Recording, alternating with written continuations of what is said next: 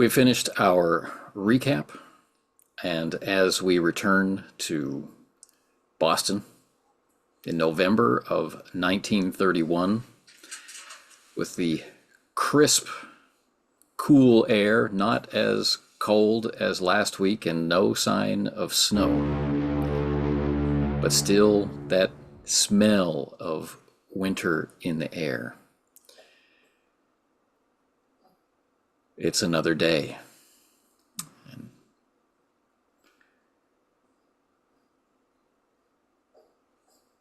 In the quiet of Tuesday, Jimmy Calloway, last night was your first confession in a very long time. Did it help?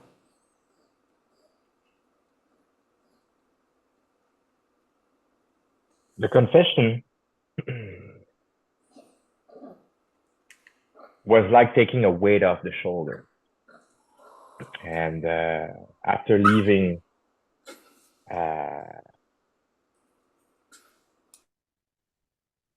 St. Peter's, I went back to my room at the boss mansion.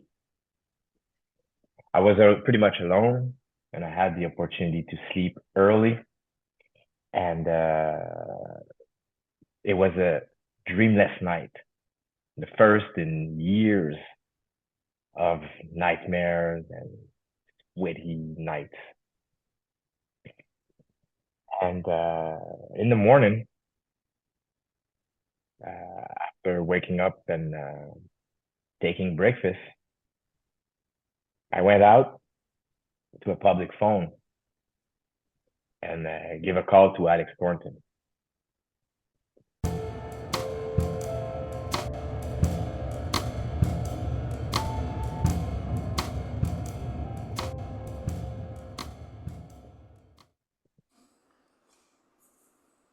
Alex,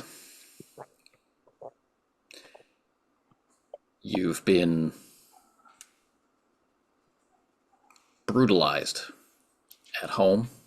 You have been hospitalized. You have been released. How do you feel?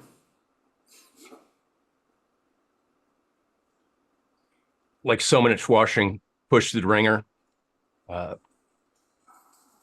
know that it's been some of the most stressful work that I've been doing, and it's been entirely voluntary, even though I know it ties in tightly with the work we do at the Treasury, like gangland violence,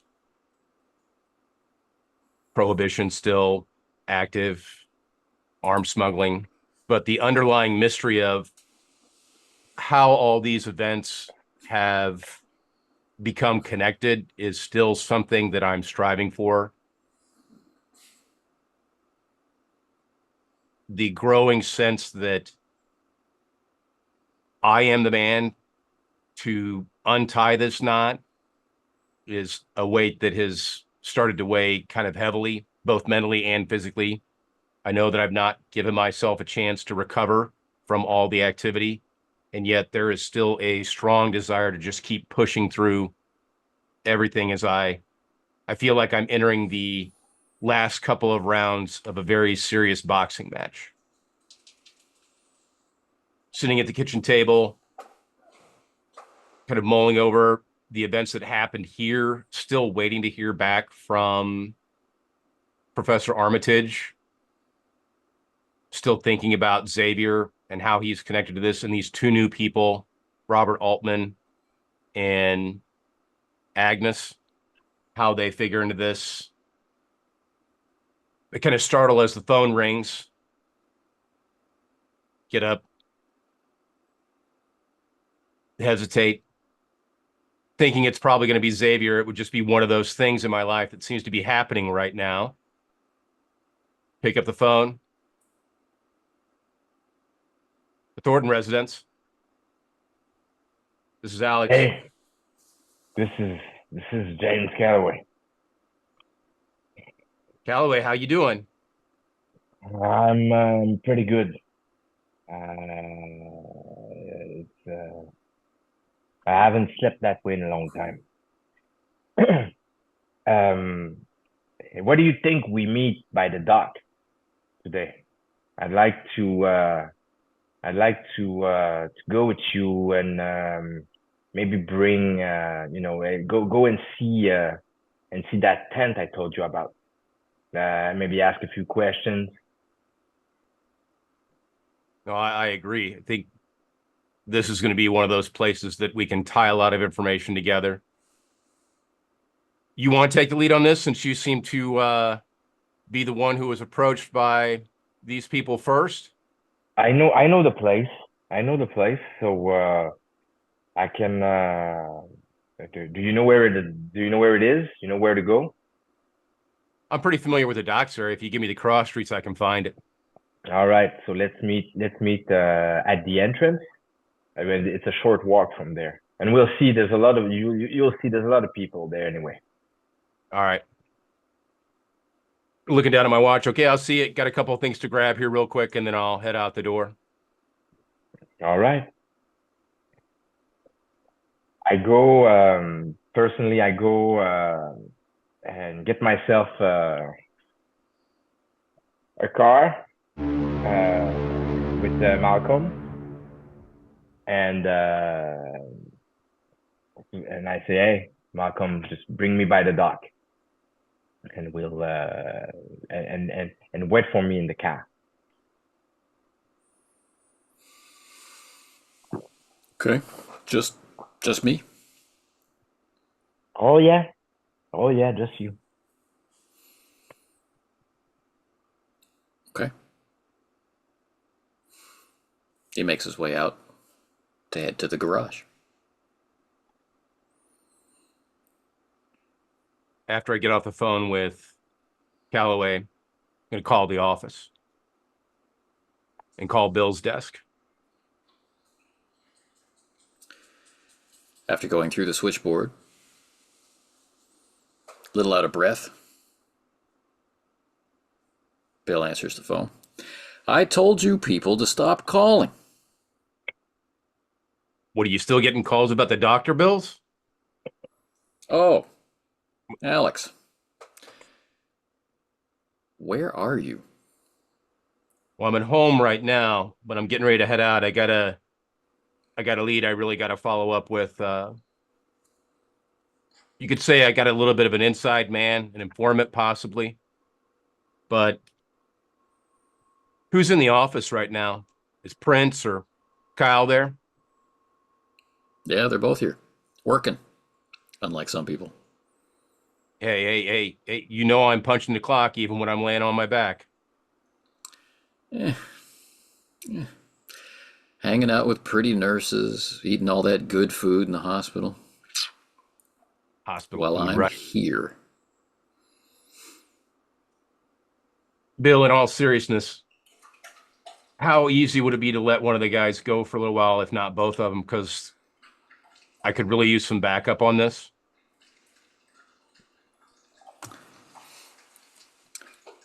Well, there were some interviews I wanted to send Prince on. Okay. But, In relation to the skinned man? that and some other things, yeah. Okay. But I can let you have Winchester. The two of them don't really get along anyway. I'm not surprised. Well, I'm going to be heading down to the docks, just so you know. Going back into Xavier's territory to follow up on some stuff. I give Bill a couple of cross street, a few blocks away from where the docks are at, a place to meet Kyle, have a short conversation about what's going to go down and why I'm down there. And then, tell Bill, I know the doctor said that I really need to take a break, but if this really starts going sideways and starts slipping away from me, I don't think this is ever going to get solved. And I really do feel like I owe it to Steve to figure out what's happened.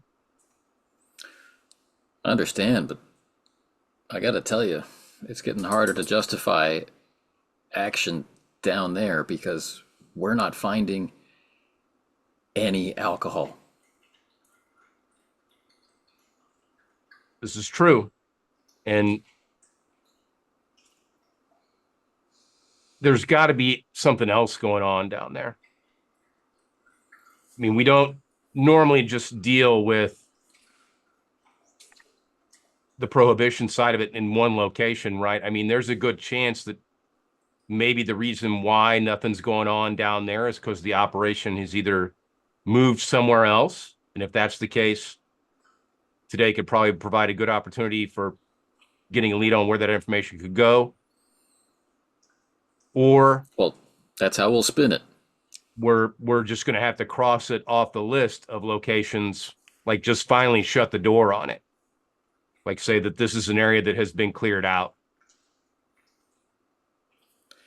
Alex, if anything makes you suspicious, if the hair on the back of your neck stands up, if you think you're in the wrong place at the wrong time, just get out of there. Kind of looking down at my hands, you know, or my left hand. Well, I will, Bill. Kind of getting a little threadbare, but I've got a few more punches left in me. So you hear a sound kind of like him cupping the receiver of the phone, but you can still hear him yelling, "Winchester!"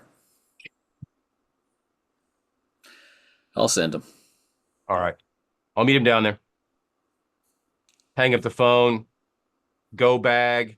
I'm going to remove all the file information of what I have. I'm going to leave that at the house in the closet, kind of underneath the shoe rack.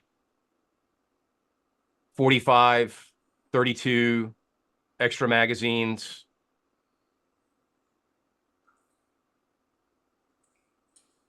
Get the long coat, you know, the Chesterfield. New one, because the last one's kind of raggedy. After cleaning myself up, go down, get in the car, and head down to the docks. And head to the cross streets where I'm going to meet Alex or Kyle first.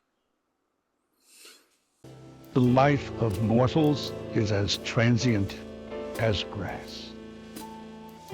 For all the talk of love, forgiveness, redemption, and belonging in society, and the pleasant lies we tell ourselves and our children at Christmas, it's sin, punishment, and separation which really gets our blood pumping. What is the American dream, really? But a way to say, you will always be a farmer. You will farm the land that is your fellow Americans, and the crop you shall reap from their flesh will be money. Farm them before they farm you. They flourish like flowers in the field. It's funny. As divided as we are, it's still child's play to strike up a conversation with a stranger on a park bench, on the trolley, in a waiting room, in a jail cell.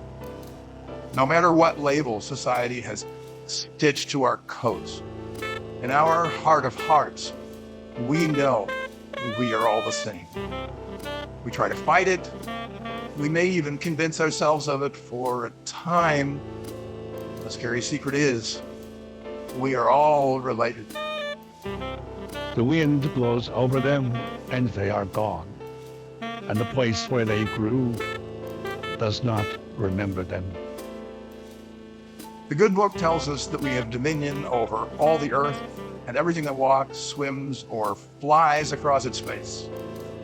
The good book means well, but whatever dominion we might have here while the great old ones dream is more luck than good planning and all illusion, if you ask me. In his house at Relia, dead Cthulhu waits, dreaming, remember. If we somehow defy our own short-sightedness and become as the great old ones, free and wild and beyond good and evil, with laws and morals thrown aside and all men shouting and killing and reveling in joy, it still won't matter an iota.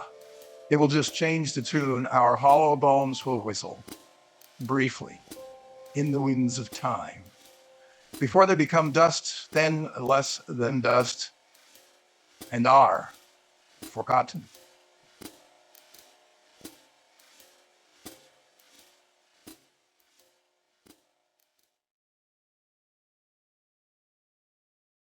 Tuesday. No snow, no traffic, no demonstrations. Still lots of bread lines. Lots of lineups at the workstations. People looking for day work. But as your cars make their way through the wealthier parts of Boston into the traditionally less wealthy parts of Boston, as the houses get smaller, older, worn down, hopeless, like a drunken smile of broken teeth. And then suddenly, you come close to the docks. Fresh paint. Streetlights. New signs. New businesses. Clean clothes. Clean faces. Industry. Laborers. Working. Shopkeepers. Sweeping. Bells ringing. Fruit being delivered. Other things being delivered.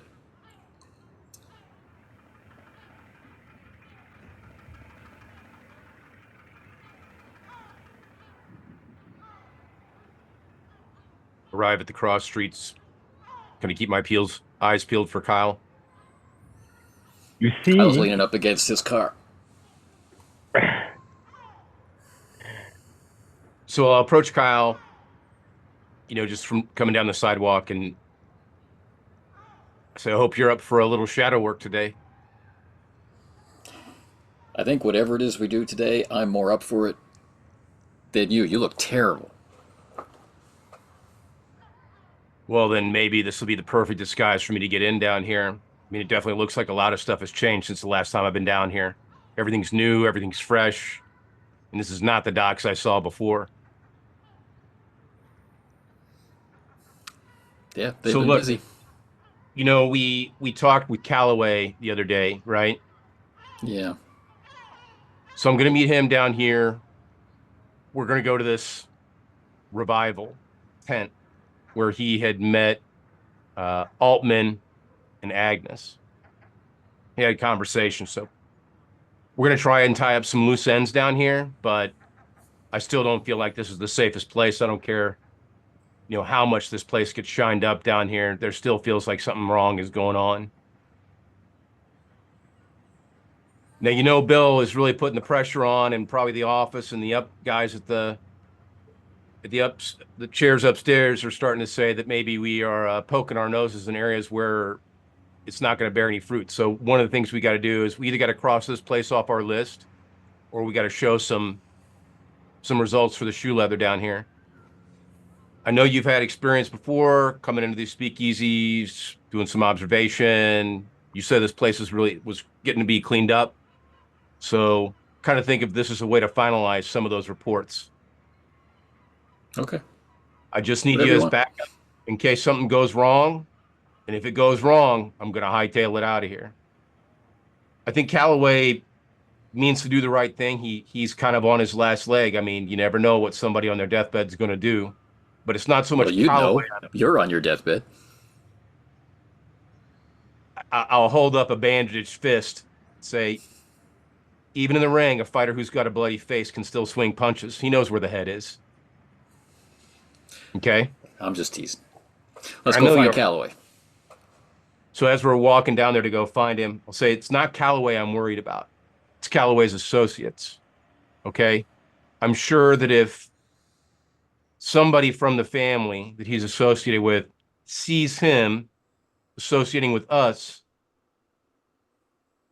I think you could paint that picture, right? Things could go really bad a lot faster than what they normally do. I don't know. I mean, that's a nice coat you're wearing, but still, with all the bandages and everything, you still mostly look like a hobo. Well, thanks. You know, I appreciate that. At this moment, you see a car slowly passing by with two dark figures with hats on, jacket up, looking in the window by the side, slowly parking in front of your cars. And Calloway gets out. You see him gets out, adjusting his hat, turning around, putting his hand in his pocket, and then walking towards you. He has a stance with the feet just a little bit wider than they should. And the pants are very high, and the clothing is pristine. Super nice designers, pinstripes, beautiful, tiny outfits that comes in. He comes in and there's a smell of perfume in the air a little bit. And he's looking at you and he's like, hi, fellas. So I look at Kyle and I nod my head at him and I say, "Who looks like the prince among men now?" Kyle is unconsciously adjusting his tie, and all of those gestures of suddenly feeling outclassed. he lights a cigarette and then coughs. And it's like, all right, so follow me, fellas. I will show you the way. It's not far from here, it's down that street. We can see the tent a little bit from the side, by the water. And he's looking at Kyle like, okay, so whatever we do there, don't say a word. Just listen and stay in the back. Stay in the back. Definitely. I mean, Kyle's just along to provide mutual protection for both our asses. Turns around, go say a few things to Malcolm in the car, and then throw his cigarette and nod the head in the direction of the tent's direction. So as Kyle kind of fades back a little bit, you know, just kind of behind us, I'll move up next to Calloway and say, "So can the driver be trusted? He's not gonna, I mean, it's not like my face is an unknown. Is it gonna be safe for you to be seen with me like this? Even down here?" Malcolm is a good man. I trust him. Okay. Follow Calloway to the tent. All right. When I enter the tent, Outside the tent, it's pretty much like the last time you were here. There's some groups of people who, you know, they're huddled close together, or their heads are close together, and they're having some kind of conversation or prayer meeting or something like that over there. And there's people waiting to get in, lined up over here, or waiting for someone to come out. You know, and you can hear softly from inside music. It's going to be a sunny day and as warm as you could hope for, with the wind coming off the water. I turn around, I look at Alex, and I follow me. I'm gonna take a seat inside. I enter the tent, take my hat off, and I take a look at the scenery.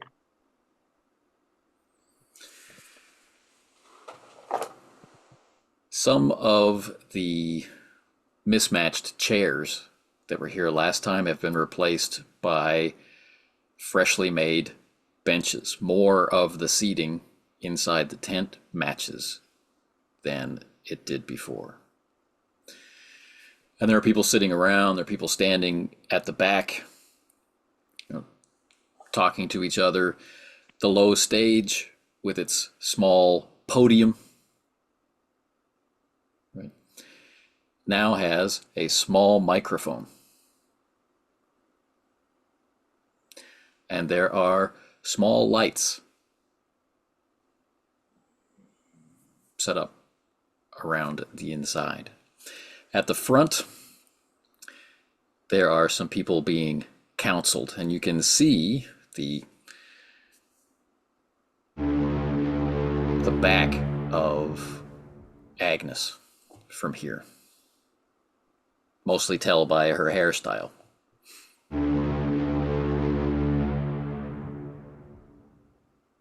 Other than the people, up by where she's at, is there anybody collected in these benches waiting, kind of thinking about how we skip Lots the of people. line?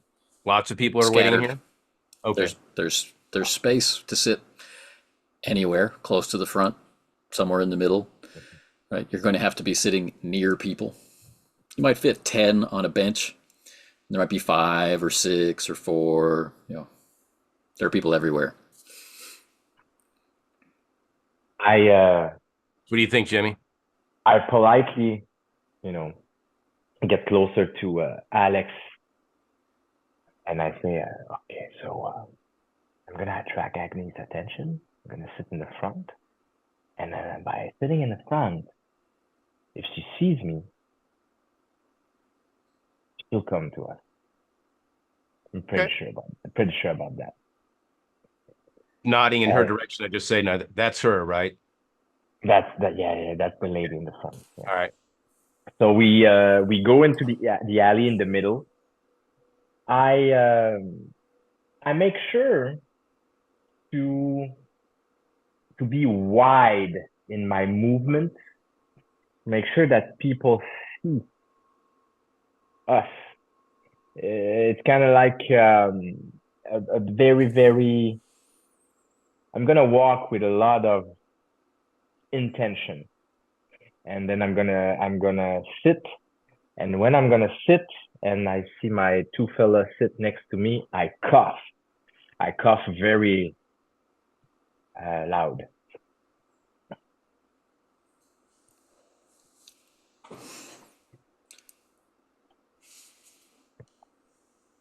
Person on the same bench leans over with a handkerchief. Oh no, thank you very much. Keep it.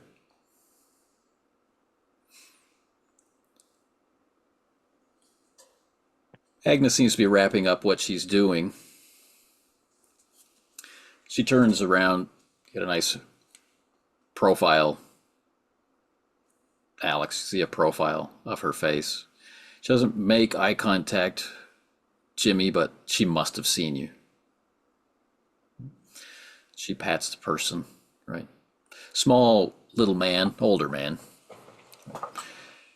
She's indicating to go up on the stage. Gets to his feet. He's got 2 canes. Very painfully walking, right? And the step up onto the stage is not that high, but there's no way he's going to make it up there unassisted. Agnes is just watching him go.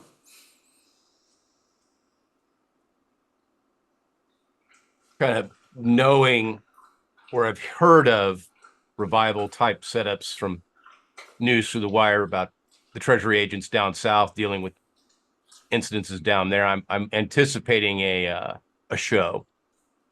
So I have a little bit of a smirk on my face, like this is just a setup.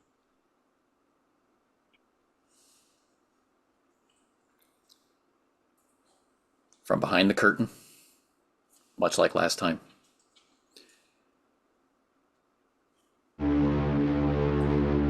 Little above average height, man comes out. Pale, tattooed face. But his eyes are only white. No iris. Small pinprick of black in the middle.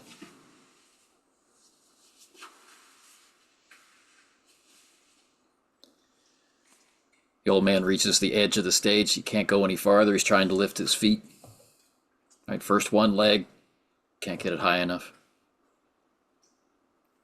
Then the other leg, can't get it high enough. He tries again. He tries again. And he looks up at the blind man, who says, "Do you need help, my brother?" With that thin old man's voice, he says, "Yes."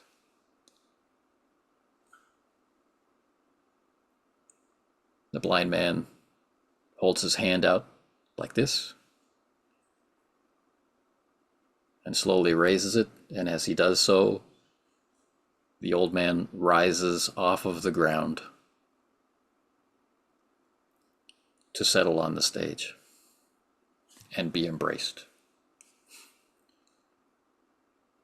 I'm trying to piece, even though I only saw the faces for a little while, the tattooed men from the cellar when I first met Xavier. Does this look like one of them?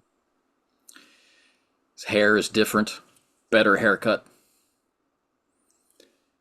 and now clean shaven. But it's him. Okay.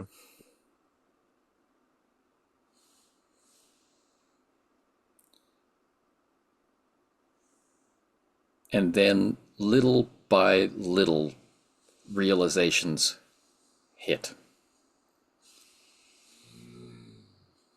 There is no way the waving fabric of the tent over the top of the old man could support or hide any kind of winch or rope.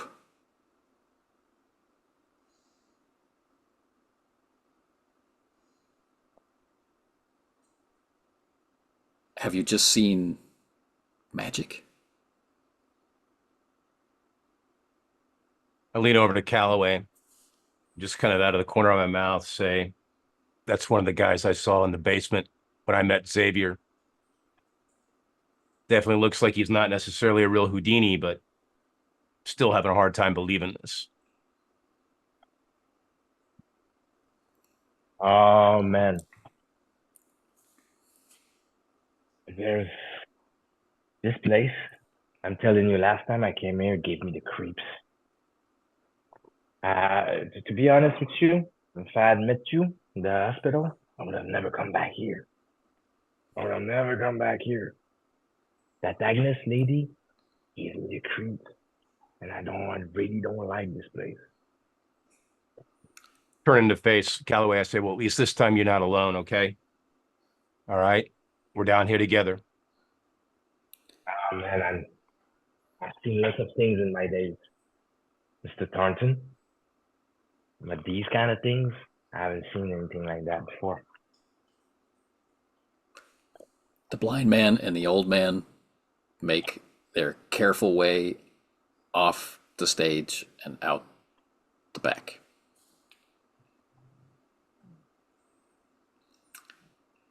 Agnes comes over and, oh, there's something familiar about her too, Alex.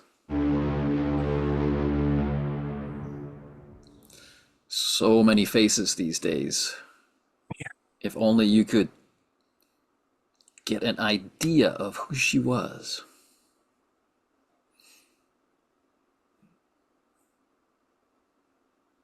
It's definitely something about her hair that makes her familiar. As I start to piece together the features of her face, cutting out all the women that I've had interactions with over the past couple of weeks. She was in the massacre file. The PI, his secretary.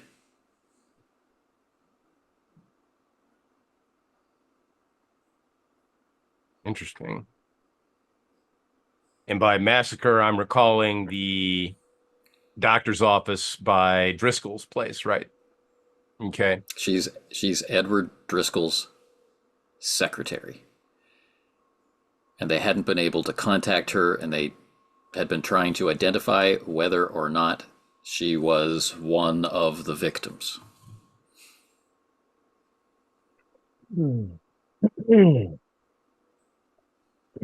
Hey, that's my eyebrows kind of go up a little bit. As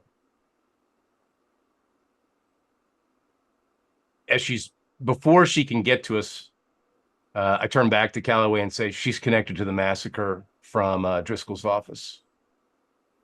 As far as we knew, we didn't know if she was alive or dead. No kidding. So she's been down here. No kidding.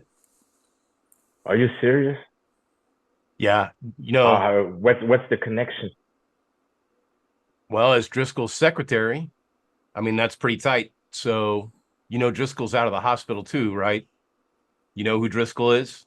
The private investigator. Yeah. Heard about the guy. Met him at the hospital. Well, he's out now and back on the street. So it'd be interesting to see what would happen if these two got back together.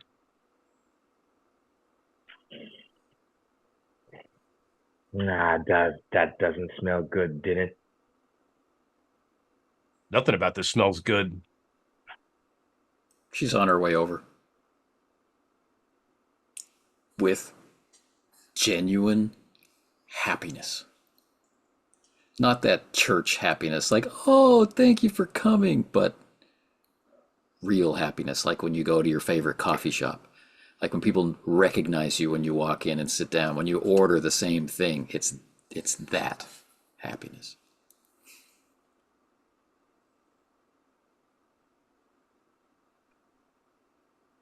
I kind of wait for her to approach, just keeping an eye on her, really starting to solidify her face, her features. I just want to make sure that, you know, after this conversation we're about to have, that I'm not going to let her out of my mind. She leans kind of past Jimmy just a little bit. She's kind of standing in between you both, but she's leaning off past Jimmy toward the man who gave the handkerchief. Byron, would you mind waiting while I talk to these men? Sure, sir. We'll wait, no problem. And he smiles.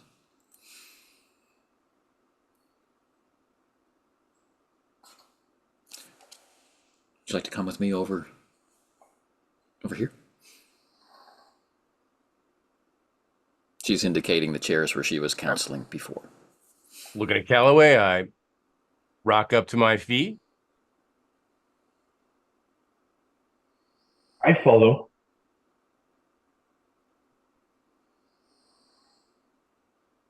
I take a look at the curtain in the back of the.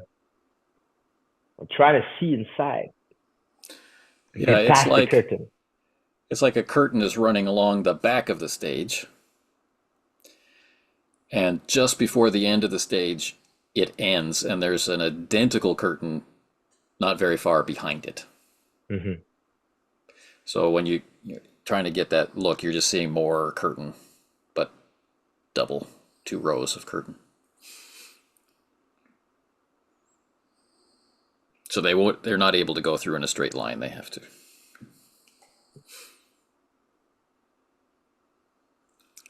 As we walk, following Agnes toward the chairs, I said to Alex, I need to go and see behind the curtain. This is where it's all happening. I'm sure it is, but I kind of nod towards the chairs.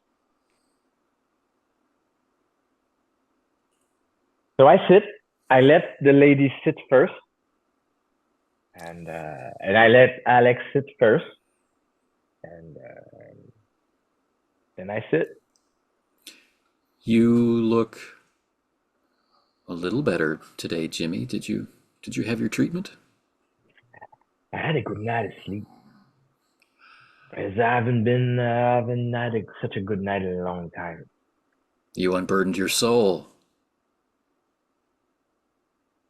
Oh, I don't know if my soul can be unburdened.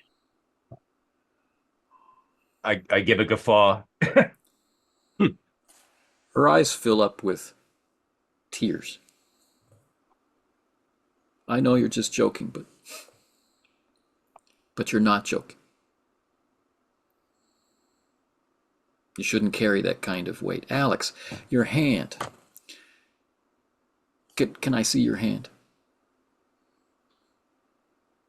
I hold out my hands to her, but while she's kind of like looking at my hands, I am really focusing on her facial expression, trying to read her body language to gauge the genuine intention.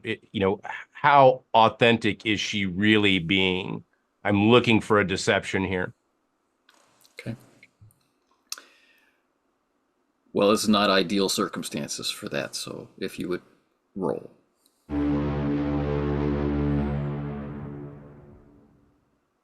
Oh, yeah, no. Yeah, I'm just staring at her face, looking into her eyes.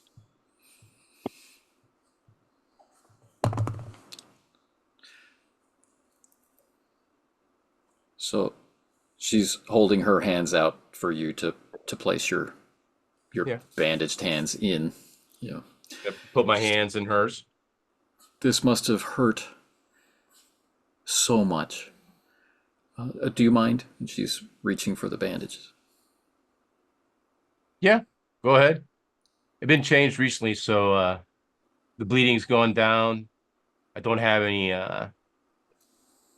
bandages sticking to the wound, so it's okay to look at, if not the most pretty.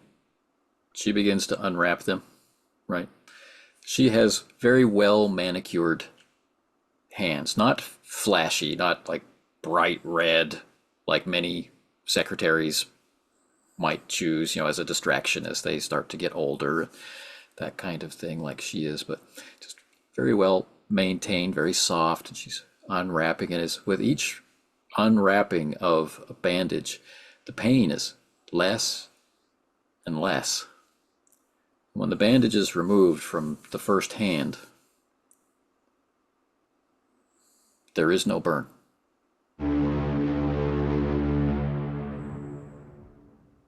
And Look that at my damage is hand. restored. Say that again? Would you like? And that damage is restored.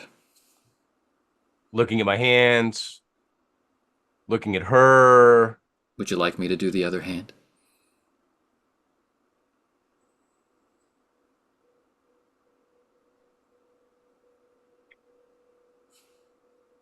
Would you answer a question first? Certainly, Alex. Have you spoke with Eddie? Well, not recently. I he's expected to out of- see him yesterday. He's out of the hospital, right? He was in pretty bad shape. Yes, he was. I gave her my other hand. All right, Alex.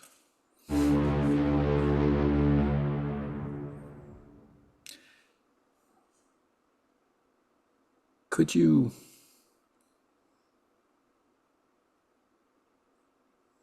No, that secret's too painful. It's all right. She starts to unwrap. And that hand, too, is healed. Looking at both my hands, I just kind of give a bit of a dumbfounded look at Calloway. I saw the whole thing. How do you do that? What's happening here? I gotta be honest, lady. The stuff you said to me last time got me coming back here. Now, the stuff that I see now got me scared a little bit. So, how do you do that?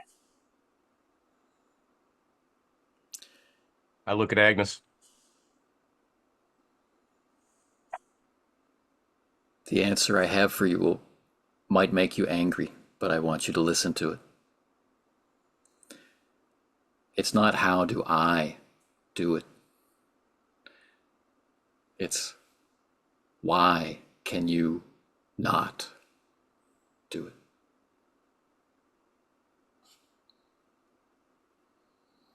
We are people and future. We are unlocking what it truly means to be people heading forward, not constantly stuck and fighting over the present. Lady, I'm sorry. That's not answering my question. How do you do that? Now, I don't want to be mean here. I'm just tired. Very, very tired of that nonsense. My friend Mickey, my old friend Mickey, came back a monster, attacked that man. You just healed that man's hand. Alex did us a great service. I turn around to Alex. I look at Calloway. I said, I told you. Mickey ain't coming back. The fist, he swung his last punch. I understand. How did he become such a monster? I look at Agnes and I say, that's pretty much the same question I have. Do you want to talk to the man behind the curtain? Oh, I see. But behind the curtain, there's duty, there's obligation, and there's the war for the future. Out here, there's a chance for happiness, fulfillment, redemption.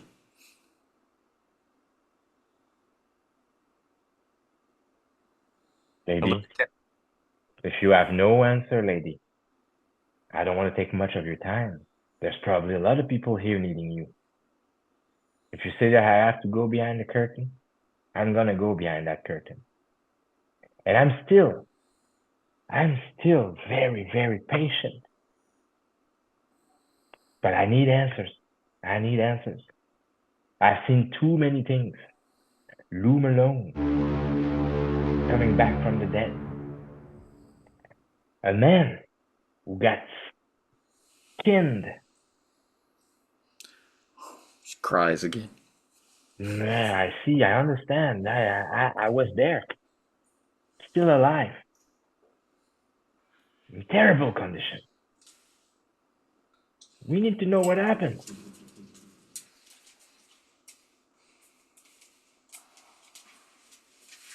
Kind of looking at Calloway, looking at the curtain. I stand up and hold my hand out to Agnes. Can you answer one more question for me before I go behind the curtain? And I look at Calloway. I can try.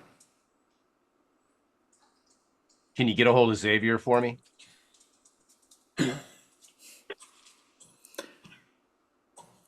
You can talk to him anytime you like. You're one of his knights. I look back at Calloway. You gonna stay here, or are we gonna go behind the curtain? I stand up. I look one last time at Agnes. No emotion, no nothing. And then I, grab my hat and I go toward the curtain. As we're making our way up that direction, I kind of scan back through the tent to locate Kyle just to see what his position in here is before we, pass behind the veil as it is. So about 3/4 of the way back, kind of chatting with a young lady. But his eyes aren't on her, his eyes are on you. Yeah. Okay.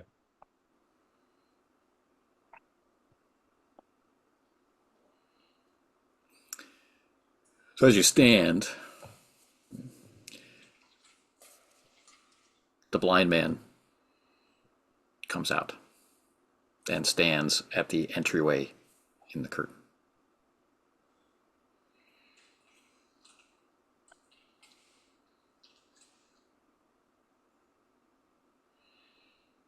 As we approach, I just kind of looking him up and down.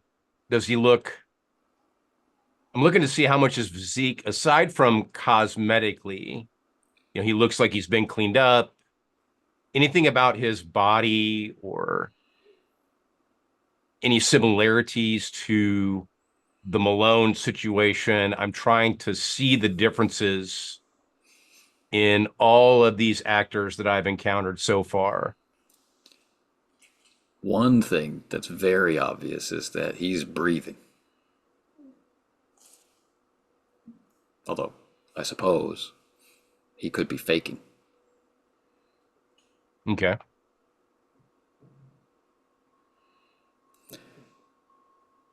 When you are at that distance where people would hold out a hand, or where people feel compelled to speak, to say hello or something like that, he inclines his head and moves behind the curtain, holding it as if he expects you to follow.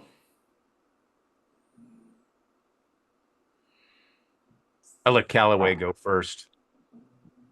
I get in slowly. When I get on the other side of the curtain, I take a good look at the scenery. They have extended the tent off the end of the dock. So you can see the end of the dock, see the wooden end of the dock and the big heavy pylons that form the corners of the dock.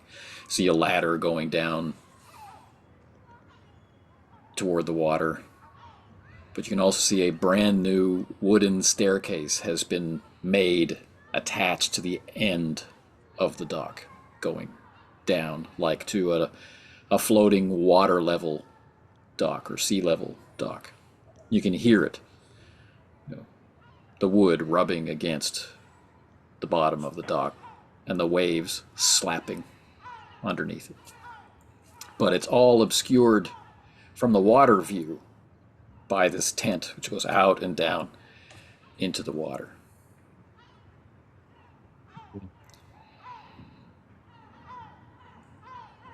And he's moving to that staircase, still with a body language that, he's expecting you to follow. Still that green and white light from the sunlight shining down through the layers of tint. Following him along, following Calloway. This new staircase, or gangway, right, is wide enough for 3 people to descend side by side. Thick, rounded, well sanded, very smooth, varnished railings, rope carefully, nailed to each step so that people won't slip. And down on that lower dock, that water level dock, you can see the old man from the beginning of your time there, dripping wet, right? Like after baptism. Canes are laid aside. His gray hair is black. His face is unlined. And he's standing straight and tall.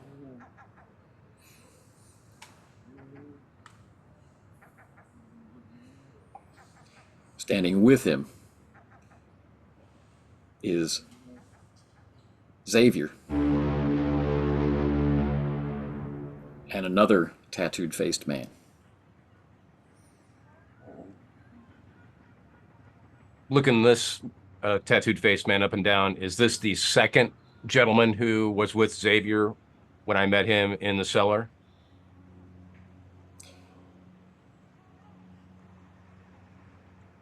There is Xavier and the blind man. You recognize him. Mm-hmm. This third man you've never seen before. Okay. Do you know that man? New to me. No, but I mean the other man. Oh yeah, I know Xavier. Okay, so you know these people. Well, there's no, and then there's no. We've had Hmm. conversations, but that's about it. I mean, I don't know if the guy likes his coffee black or with tea, or with cream or sugar or whatever. I see.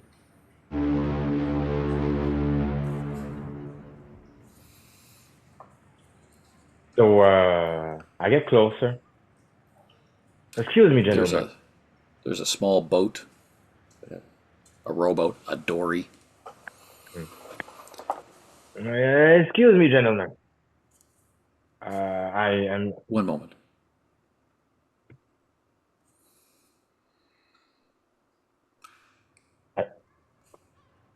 The once older man is helped into the dory.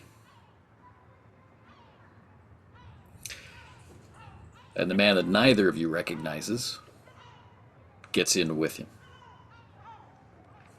to row. And then Xavier turns, looks at you both, says, Alex! Jimmy. Mr. Calloway. Judy, How do you know my name? you're famous, are you not? Never thought myself that way. Well, that's good. Maybe that explains your success. Do you have questions for me? Yeah, I'm kind of watching Calloway just to, gauge his reaction because it seems like this is the first time he's seen Xavier, and I kind of anticipate what's about to happen. Xavier has a finely coiffed beard, but the tattoos across his face are well evident. His hair is slicked back and very neat. He's wearing a very nice, understated suit, like you'd wear to church. And he indicates walking under the pier along this wooden walkway. We can speak inside. I follow him.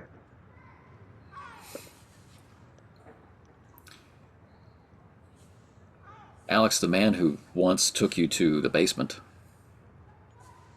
he opens the door into the bottom of the warehouse that this dock is attached to, that this tent is sitting next to. So this wooden gangway leads you back to the rocky shore and around to this sea level entrance, which at high tide would be underwater. Looking at the door jamb, just kind of like scanning around. When I see him, I'll reach out and put my hand on his shoulder and extend my hand to shake his. It's good to see you Shakes it still back. sticking around.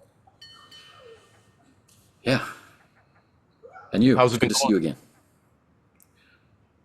It's going well. My wife came and my kids are here. And It's good to hear. I kind of pat him on the shoulder as we're kind of passing through. And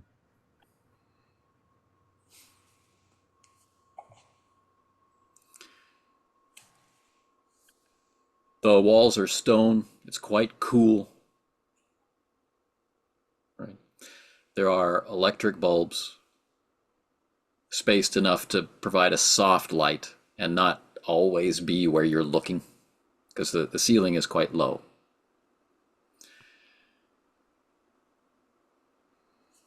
And he gestures in the corner of this very large, maybe kind of secret rum runner's room. There's an old wooden table with some old wooden chairs, playing cards, soda bottles.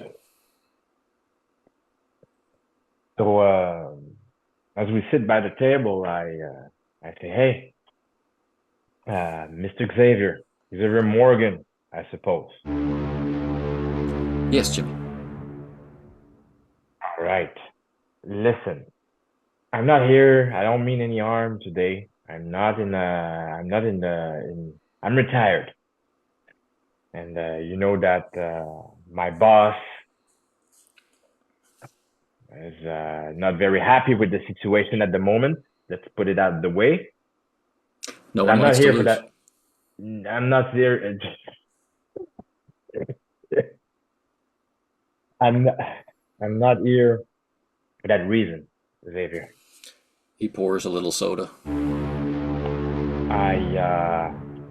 Thank you. I am here because of the nonsense. I point to Alexis's ends, and I'm like, you just got healed. Yes. Those hands were burned. They were burned by my old friend Mickey, who became some kind of a monster. He did. Fighting him. What happened? What's going on? The Lady Agnes there. She knows my past. She knows stuff nobody knows.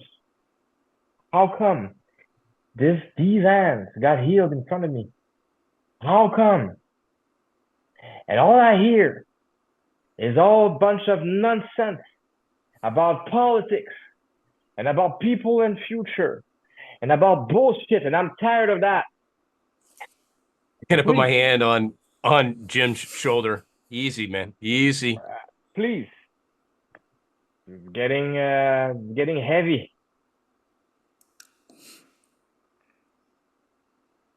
And wait. And then I nod on the table.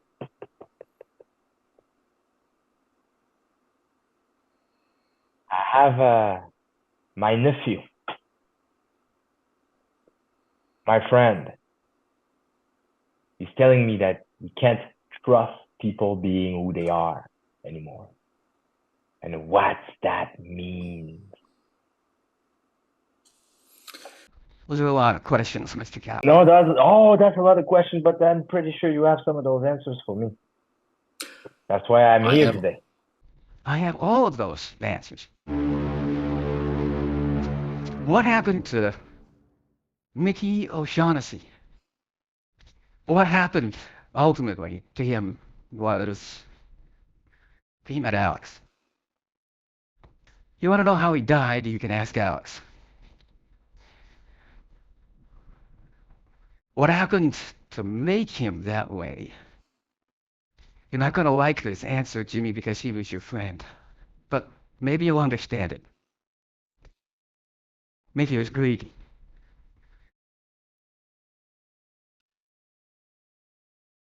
Mickey betrayed your boss. Because of Mickey, the docks are mine. Raise my eyebrows, go up. Yeah. I'll make you want it in return. What's the gift? I'll forget that. I won't give it its real name. I'll just explain it to you. I'll make you want it in return as immortality, which is a gift I can give. Because magic, Jimmy, is real. And your illness, as horrible as it is, can be healed as easily as Alex's burns. As he's saying this, I'm going to start rolling up the sleeves on my shirt. Got my coat off. And I'm looking to see any sign of the night, which I'll try and entice it, like roll my forearms out, fists up, to see if the night will come out of hiding.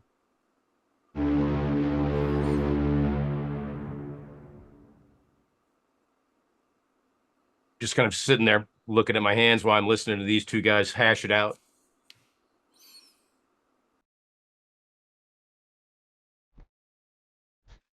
I've wandered the world, Jimmy. I've learned a science that makes the human body as open to me as an engine is to a mechanic. This is a skill I can teach. Agnes is an example. How does she know about your past? She can see your history in your eyes. She can read it like you would read a book.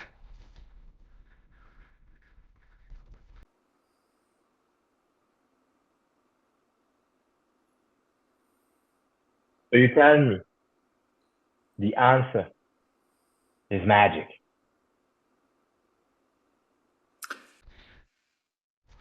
I told you you wouldn't like the answer.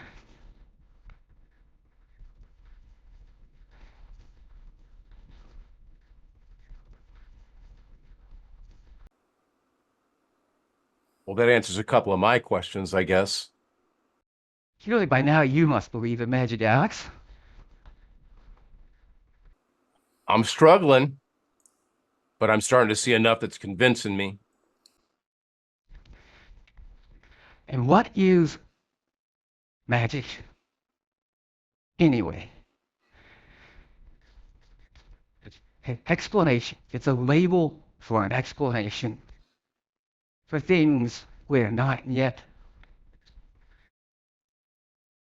prepared to understand. So years ago, why does the sun cross the sky? It's a chariot pulling the torchbearer across the heavens to fight the dragons of darkness. But now, we know. So this is what makes Malone different than me as a knight, huh? You've worked on him, so to speak? He, unlike Mickey, kept his promise to me. He kept his promise to Mickey. Mickey betrayed him as much as he betrayed your boss.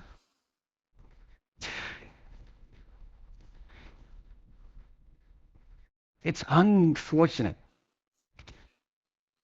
that a man so full of life as Malone will now exist until the stars go out, devoid of the trappings of life that he enjoyed so much. Well, that explains a lot about why he's not been at home, kind of the habits he's had lately. Look, I have to admit, what you've done down here is pretty impressive. It's very impressive. You really turned this whole neighborhood around. But the magic, Alex, the magic is that all they had to do was stop what they were doing and start doing something bad. Yeah, but all good intentions aside, this takes a lot of money.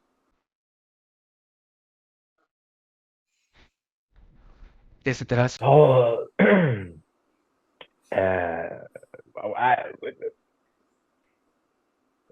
I saw them alone. No heartbeat. If that's what you mean by immortality, it doesn't seem alive to me. I agree.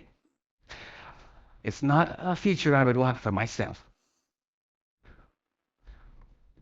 Yeah, but he had a lot more than just that, from what I could see.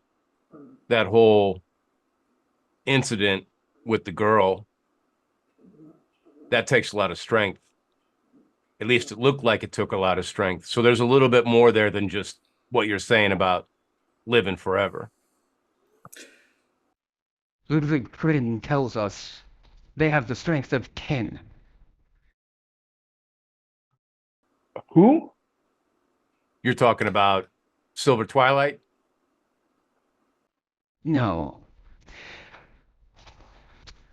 I spoke out of term. I spoke out of school. I'm sorry. A sorcerer from long ago who recorded these techniques tells us that the creatures who rise are truly the men they were before, but they sacrifice of life to give them eternal existence. Brings with it some other gifts. You've seen some of these gifts. Even old Lou Malone manifested some of these gifts. So if it's not the Silver Twilight you're talking about, are you talking about those books? The Vermis Librum? Yes, Ludwig Prince, Book of the Worm. Many people are still looking for them, Alex. I know. I'm one of them.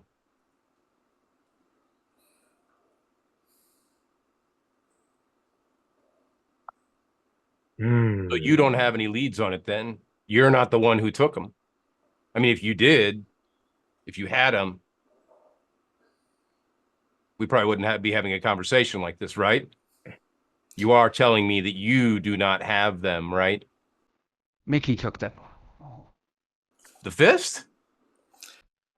Yes, he stole them from the auction house. Or so the story goes. Right, Jimmy? That's exactly where the story goes. Exactly what I heard. That's exactly what I heard. But there's some stuff that's been happening. I don't think Mickey got the book because if he had got the book, where would the book be? Mickey got a safe house? And what happened, and considering what happened to his associate, I think he got to the auction house and the book was not there. That's what I think happened. And the people at the auction house are very, very, very bizarre. They painted the whole place. They did a whole lot of things. They lied to me, saying that there's been some problems with some crane there. Nah, I think something else happened. I think the auction house is and I think the book is up for grab somewhere. You're right. That was the site of Mickey's betrayal. Yeah, I'm pretty sure. Yes. Xavier. Jimmy's still asking for their reward. Oh, I see. And I gave it to them. I just didn't explain it. Malone understands. Malone's brothers understand. Mickey was not so understanding.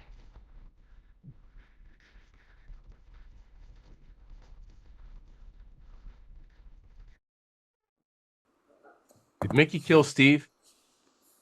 Do you know? You know who Steve is, right? Remember? You remember the effigy? I understand what you're asking me. I'm not sure what good the answer will do you.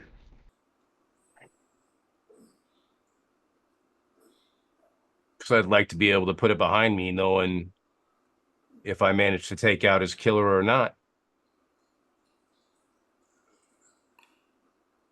This isn't so much about vengeance as it is about justice. You know, for everything you've said so far about people in the future, it sounds like Steve would have been somebody that this this place could have helped.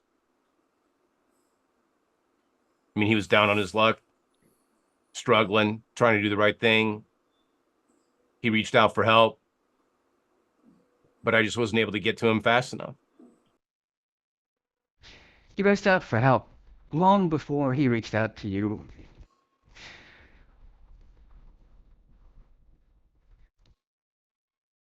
I'll tell you the answer if you're sure you can handle it. Is it going to feel like betrayal? I don't know.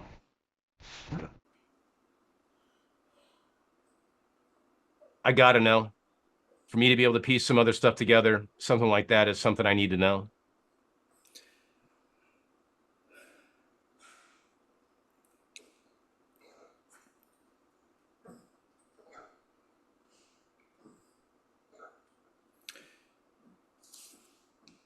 The statuette, the effigy, as you call it.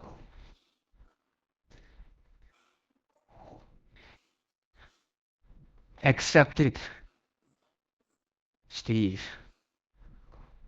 into itself. The spirit of vengeance which that effigy releases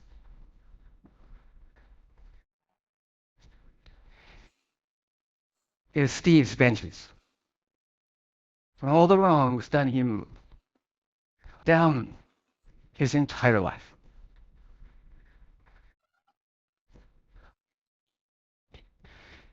Mickey Thrall's passionist was not a smart man. Cunning, clever, but not smart. Sorry, Ginny. I understand.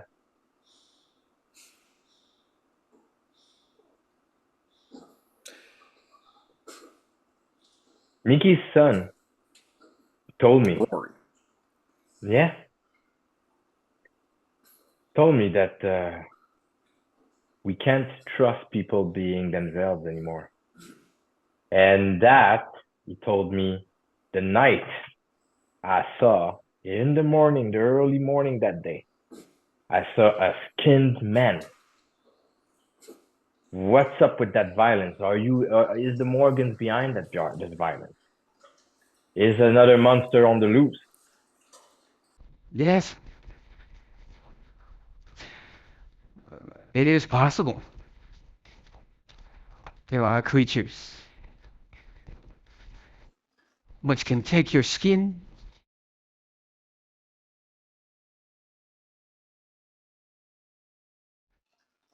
and walk among us.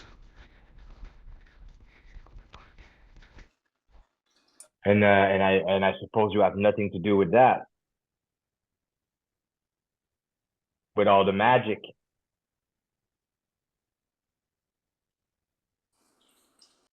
Books that Mickey stole, the books that are out there up for grabs. They are the source of this wild and irresponsible magic. So what's your intentions with the book? Or do you have intentions on them? I wish to gather them all together. And to what purpose? Much like these docks, where I've taken away the vices and provided structure and an opportunity for men and women and children to work together for a bright future. I would remove those books from the hands of the people that they would control.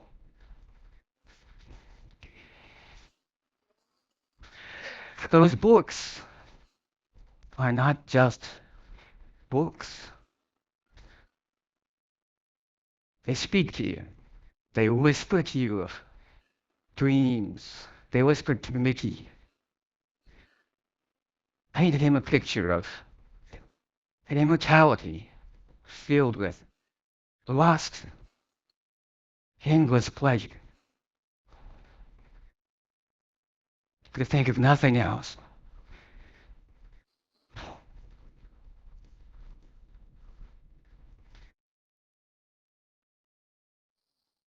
Bring me the books and the harm they bring. can be removed.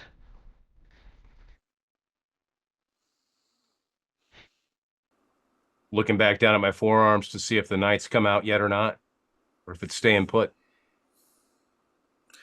Seems very quiescent.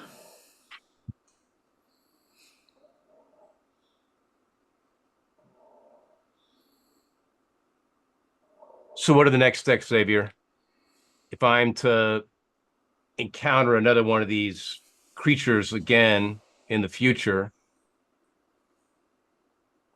it doesn't seem like being marked is going to be enough. And I, looking at Calloway,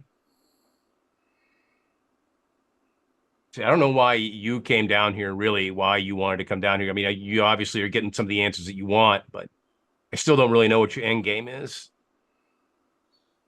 I'm still trying to understand how you somehow managed, like, everything recently that has been fitting into my life just happened to be at the right place at the right time.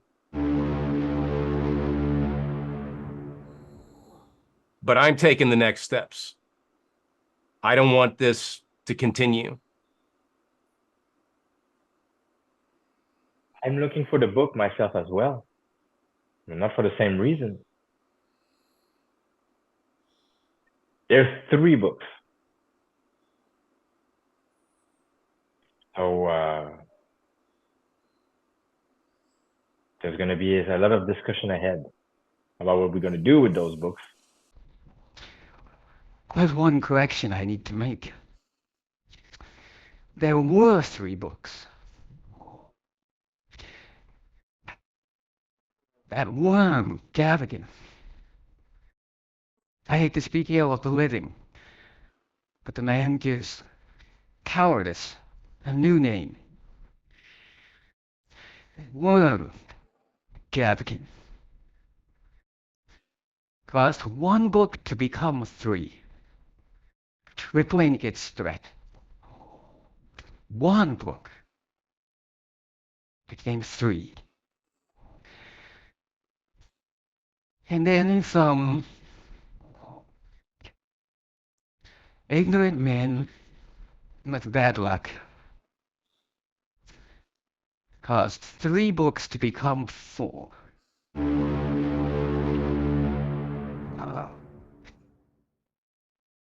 But thanks in no small part to my help, 4 books have become 3. So you were in Books are possession of, Wildly. you were in possession of some of the books. I'm in possession of none of the books. When you say you made 3 become 4, reduce the number of 4. books. 3. I destroyed the 4th book. Hmm.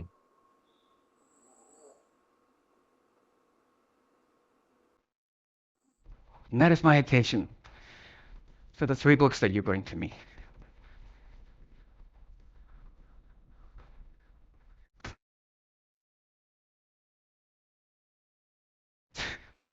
Something is so that you know that I speak the truth. There is a small bakery,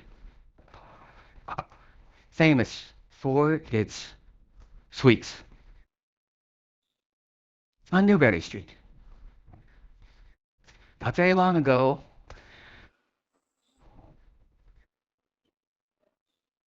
the baker, a Mrs. Tarnowski,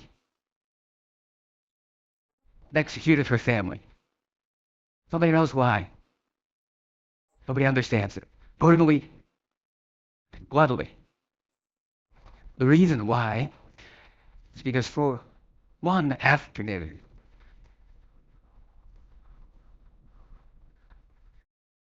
the 4th book was hidden away with her. She flipped through it, not even able to read the Latin in which it was written.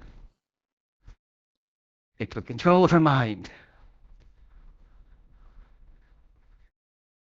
It spread evil, destroying her life.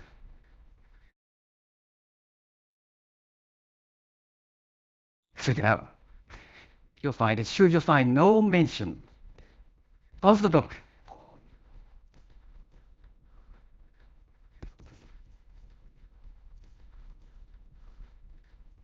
Unless you visit a small antique shop on Newbury Street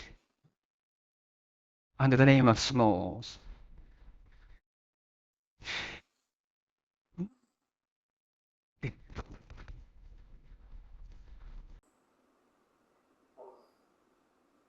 Calloway, where are you going from here?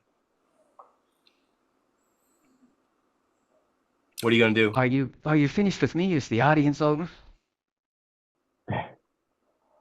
Well, thanks a lot.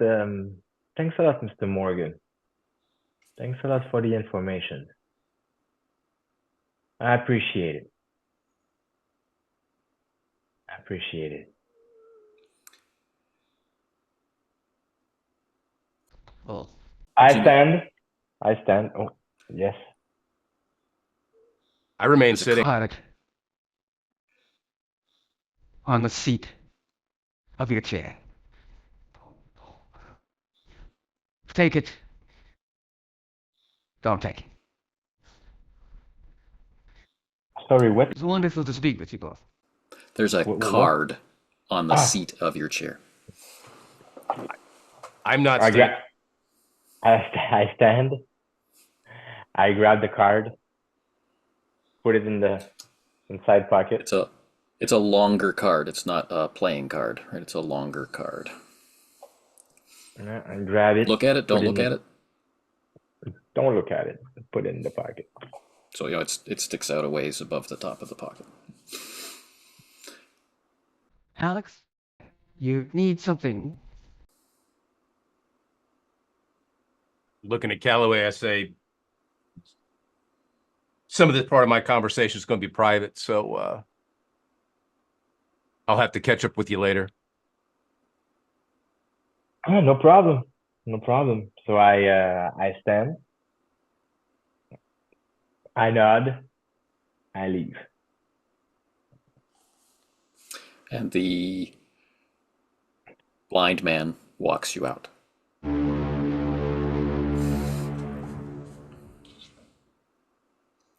After Calloway's gone, I'll stand up and hold my hand out to Xavier and say, I just want to thank you for all of your assistance.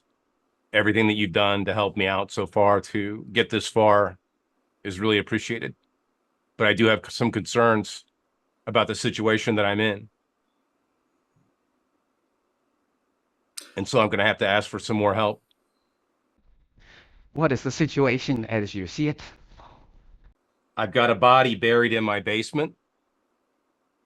The line of questioning is getting very thin about being able to come down here, but I think I know where we can go with this as far as being able to use prohibition investigation as a reason to come down here and continue this investigation. So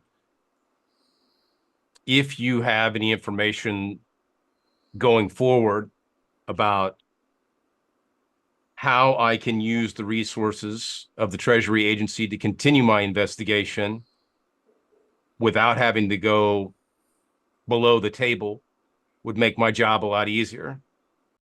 What do you want to investigate, Alex? Well, we can write off what's going on down here in the docks as a reason to continue investigating the conflict between Morgan Co. and probably the Sweeneys. So The O'Shaughnessys are no longer a threat. They have no soldiers. They have one dying hitman. but I'm sure you can understand that if I'm going to continue along this line of questioning and investigation, that some sound reasoning for why I'm going to be going and visiting this Smalls antique shop is reason enough to have a treasury agent there. I mean, you and I had the conversation about if I would take care of business, that, you know, some of my future plans would be more accessible, right? Alex, your days at Harvard, your days at the Treasury have not served you Well, you're thinking in terms of deceit and lies and cover. You're a rich man, Alex. You can go to any antique shop you want. Well, I can, yeah. But if I need access to any of the resources that the Treasury Agency can provide me, I will need a reason. I'm sure you know that right now upstairs in your tent, and this is just a guess, you know I didn't come down here alone, and I don't mean just with Calloway. Winchester's upstairs. And that's what I mean. Someone like Winchester, he's probably one of the few guys, young agents, that I would consider to be reliable, pretty loyal. He's got a broad mind. But to keep bringing him on jobs like this, you understand what I mean? It's bureaucracy, it's government red tape. Alex, I'm not going to return alcohol and other illicit behaviors to the areas I control. I'm not asking for that. I'm not asking for evidence to be planted. I'm not asking for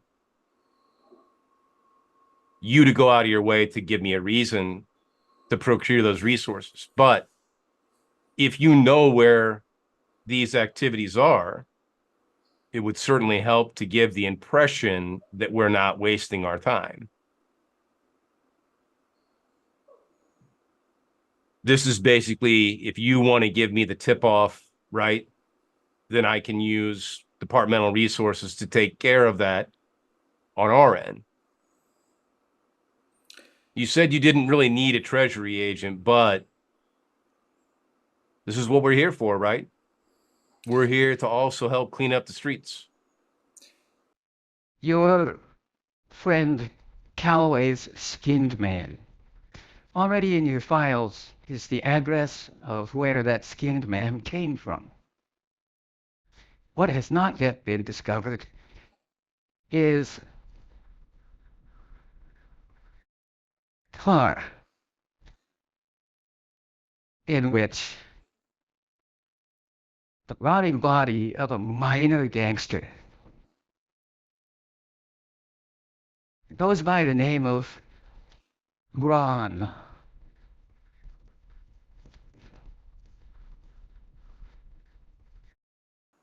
Okay. That's at least a little something. Now, what are my next steps? How do I advance? Because I can't keep encountering these creatures without something to use in my defense. I mean, I am appreciative of the mark, which allows me to touch them, but another boxing match with something like Mickey the Fist, and I might not be around for much longer. That's why the knight on the card is not smiling, Alex. That's why there are storm clouds.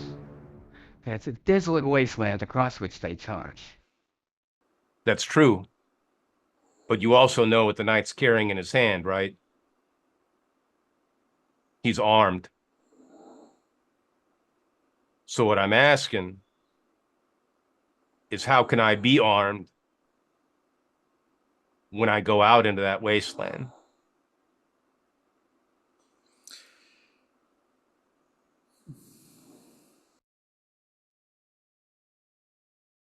Well, consider it. Again, I hold out my hand and I say, again, thank you for all your help. I appreciate Lou. I appreciate Bud. And I definitely appreciate Kyle. You fight a good fight. As I kind of make my way kind of through the doorway, I say, when I'm gone, make sure they sing my song when I'm done.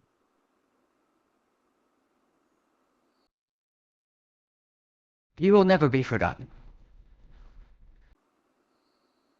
Make my way back up to the tent.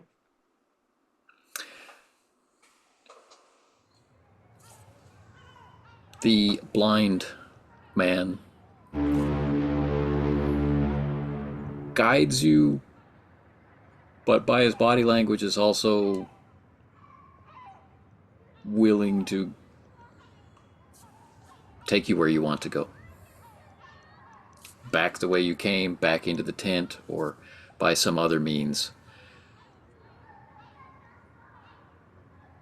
I just kind of whispered to him, just get me to Kyle and Oh, Jimmy. Sorry. Oh, my bad. Oh, I'm going all the way back from where I came from. Yeah. Back up the steps. Back up the steps, back into the tent, back through the curtain, and yeah, I'm leaving the premises.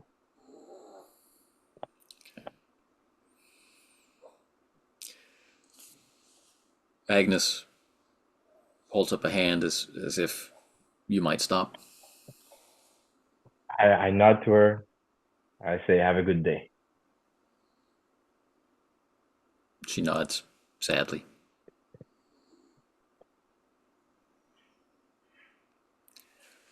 But she suddenly springs into action. She leans over and she taps the shoulder of a small child that's nearby. She bends down and whispers, and the kid runs around the side of the tent all the way to the back where there's some flowers, right? And he's looking at the flowers, and Agnes says, no. You know, as you're making your way down the aisle. This one? Yes, that one. Right? And the kid pulls out a flower. And according to your father, these were your mother's favorite.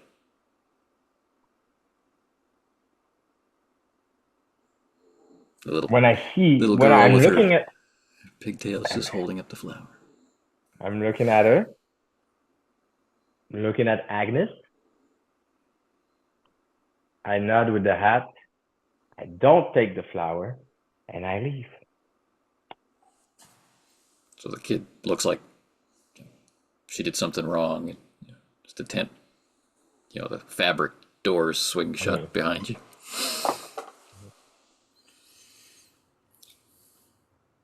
Alex, your initial contact is waiting for you. Since there's a short way up to the main street, up this way if you don't want to go through the tent again. No, if you know where Kyle is up there, you know who Mr. Winchester is? Yes, I do.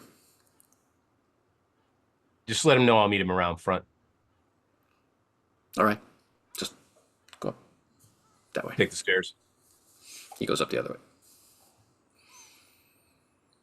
And I'm still, as I'm getting here, I'm trying to map all this out. The tent, the pier, the jetty, the stairs, to really pull a good map of this area together in my head for potential later need.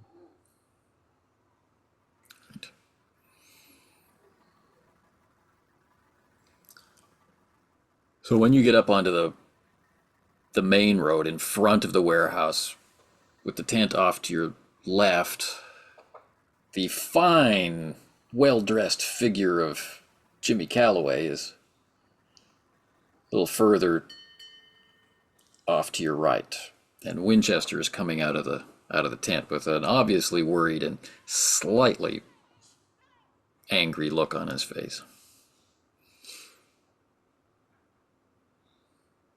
I'm keeping an eye on Calloway and making my way towards Kyle. Why are you mad? I know. I'm out of sight, right? For a long time, I know. Calloway looks like he wants to shoot somebody. I'm sure it's hard to give up that profession, but I don't know. Maybe he always looks like he wants to shoot somebody. He may. He's going to have some stuff to think about. I mean, his card's been pulled. He's got it. You know what I mean? He's got a tarot card. What'd he get? I don't know. He didn't look at it as far as I know. He probably He hasn't. didn't look at it. He's pretty set in his ways. I mean, he's not. I mean, look, I'm still second guessing what I'm doing, but I know this is what I got to do. I got to keep moving forward. I got to keep on this path. You still with me? Yeah. You want to catch up to him, or you want to? Do you want to go We in need there to and let get him. coffee? Let's get a coffee and let him cool his heels. Plus, we need to get back to the office. We could pretty much write this area I off. have to get back to the office. You have to go to bed. Well, no. Okay, I appreciate that. I'm right now. I'm keeping my hands in my pockets while I'm talking to him. But let's get some coffee. I'll head back to the house, get some rest, Mom. But we still need to figure out what Your your mother card should is. look this good. Yeah. Kyle, is there any chance we can bring Prince on board? That guy? Is he just too much to deal with? I Is don't he know. Maybe you lost? like him. I haven't said one way or not whether I like him or not, but do you think he's a lost cause? No, I think he's an excellent agent. I just don't like him. Okay. All right. I just want to kind of, like I said, I still kind of need to get the feel for you guys because I don't want Prince getting jealous because I'm hanging out with you more than him.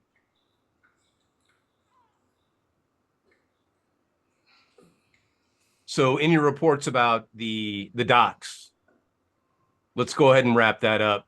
We could pretty much say that this whole area down here is no longer involved in any illicit alcohol activity. It's pretty much been wiped out. And I'm not saying this just to say it, but it is a fact. It's not going on down here. We're going to have to start looking someplace else. Or we start investigating the religious angle. We can, yeah. But that doesn't fall under our purview. So exactly. This is as we're kind of, having the coffee and chit-chatting. We're going to have to figure all this out, but we can't make everything too convoluted. Although I was given a lead. We're going to need to follow up on the file about that skinned guy and try and find his car. okay. I've been told that there's the potential to find a missing body. Okay. Now, Jimmy. Where are you heading? I reached the car with Malcolm, and I say, hey, Malcolm, I don't want to stay here any longer. That's good. The cops were checking on us again. Yeah, Thornton agent. Oh, that same cop from before. Yeah. That guy is still in the back there. So bring me back. Bring me back to the mansion. I need to talk to the boss. I mean Malone.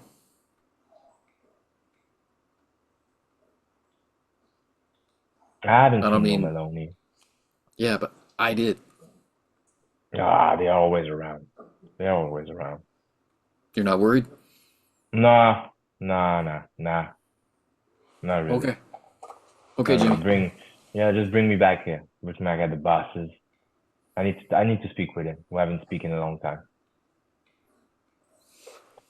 What happened? The Morgans happened. It's bad news. Maybe. We shall see. I don't know. I got a trunk full of guns, Jimmy. Say the word. Nah, it's not gonna happen today, son. Yeah. Not today. Maybe another day. Anytime. And he's very skillfully, very cautiously, not passively, not aggressively, making his way through traffic. Nothing suspicious about how he's driving. Doesn't give any rude gestures out the window, doesn't yell at anybody.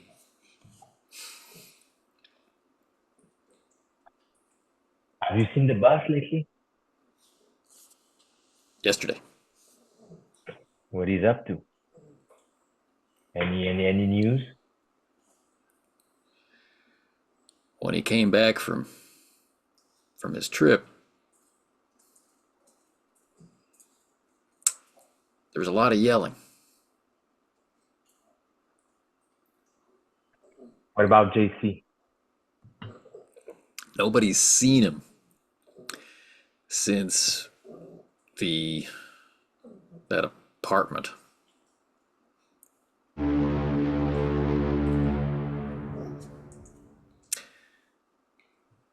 Nobody's seen him at all. Hmm. I see.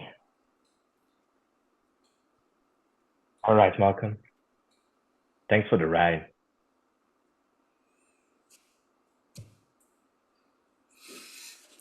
He pops out, runs around the back of the car, opens the door. Yeah. And I head to the mansion. He goes off to park the car. The security.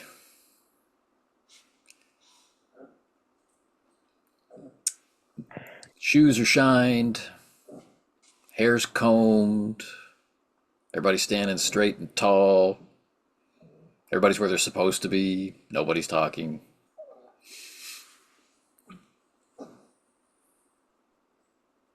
I nod, toward them as I pass by. And I enter the mansion. As I enter, I take my hat off, take my jacket off.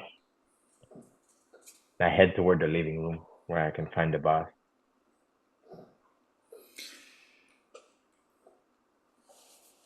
He's in there with the mayor. Some guy who has to be a lawyer is standing next to the mayor's chair, taking notes on a big legal notepad. Mayor's sitting down, has a big drink. Boss is sitting down, he has a big drink. But what the mayor doesn't seem to understand that because you know the boss like the back of your hand. He's furious. And we're this close to an explosion. The conversation you walk in on is, I'm sorry, I just can't send the police down there on raids. There's nothing going on down there. That would be like breaking your way into a church on a Sunday afternoon and looking for vice. It's not going to happen.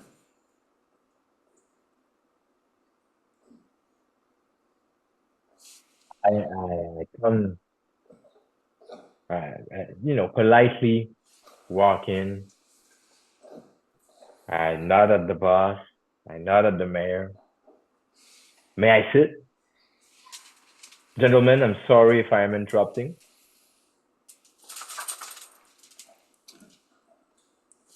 Takes a second, but the mayor recognizes who you must be. He's like, looking at you, looking at the boss, looking at you, looking at the boss. Boss just smiles, says, of course. Bring Jimmy a chair and a drink. Oh, no drink. Thank you. That's right, no drink when you're working. I sit and I listen.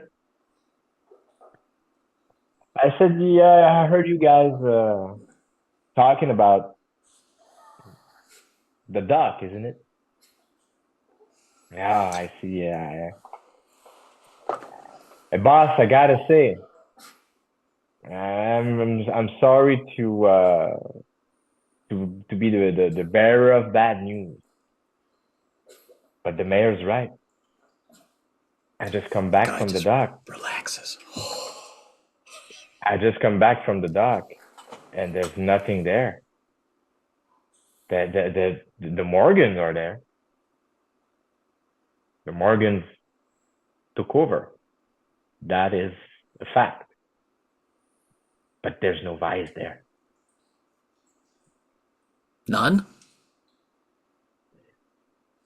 Not from what I know as a vice.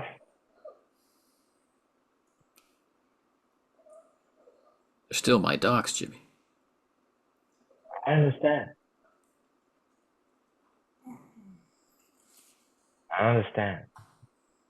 But the Morgans are strong there now. And there's a lot of things that we're gonna have to discuss in private. Snaps his fingers. And the two guests get up and make their way up.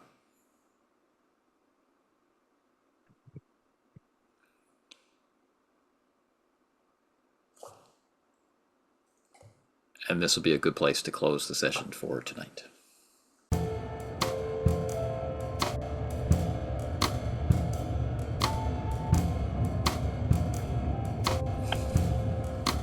All right. All right. Holy crap, you guys talk a lot. Man. Well, that's, I mean, it's kind of what I like awesome. about Call of Cthulhu is that it's not a game that's focused on get to the next fight, get to the next fight, get to the next fight. No. It's not about that. Yeah. And things can develop in a much different way than like if I was playing, Dracamorna or, Forbidden Lands or Mutineer Zero or any other game. Is that it has its own oeuvre, if you will. Yeah. Well, it's an investigation game, isn't it? Yeah. It's now the problem I have as a player. Uh-oh. And Good problem or bad problem? It's a good problem. It's because problems can be good. So it's the problem of I know as a player that Alex Thornton, the character, knows a lot of things that my character doesn't know. So Jean-François knows that Alex Thornton knows a lot of shit that Jim Calloway should know. But I don't know these things either as a player, as myself. Hidden information. Yeah, of course. So I'm like stuck in between these layers now. Because we have like this moment where you talk to Winchester and talk about the tarot card and talk about the things. So now I have a bunch of notes about that, but I don't know how I can do it. What's gonna happen? Well, I have experience enough, so I'm not gonna be doing the metagaming. Yeah. Thing. Oh yeah. That I know because I have some experience in the game, in the hobby. But it's good enough, so it's kind of like it's a good frustration, I shall say. Well, it's good for the story level, right? Yeah. Is that for me as a player, it's going to be interesting to see what Jimmy will do. Because Jimmy was not a guy that I thought Xavier would try and pull in like that. But now that that's happened, it's going to be interesting to see how Jimmy might deal with this. Given his stance on, the character feels like he still has this is a bunch of hooey. I keep getting the runaround. I'm not getting any straight answers, even though he's seen a lot, from what Jimmy has told Alex, he's seen a lot. So for me as a player, it's like, what's going to be the tipping point? And if he does anything, metagaming aside, is that the tipping point for Jimmy when he starts to, I don't want to say cave in, but start to understand or realize and not necessarily have an epiphany, but Accept. that he starts to see that, yeah, he starts to open up a little bit more, that his skepticism about what's going on, right, That's the starts to thing. open up a little bit more. That's the thing. Alex Thornton seems to have opened already. He seems to have opened to a lot of shit. I got a tarot card. I'm gonna take a look at the card eventually. I'm gonna circle that in red. Yeah, I'm gonna I'll put it circle over that here in- with this on the stack of bills. Yeah. I'll get to it. Yeah, you know, he's not. He has no academic, scholarship Yeah. or anything. That's a card. This is good. What do you want me to do with that? This is a bunch of nonsense kind of thing. So he put it in his pocket. It's like, okay, I'm gonna take a look at it. Yeah, exactly. And then you say, I want to talk to Xavier personally. You lost me. We're supposed to have a trusty relationship. I'm leaving. I know. That's the gangster way. That's the way of the street. So that's the closest I could stay as a gangster in such a genre, because we become Dr. Watson and Sherlock Holmes very fast. So it's kind of like, okay, so how am I gonna stay in that now? But now I'm frustrated because my friends are not the friends I thought they were. The boss might not be the boss I thought he was.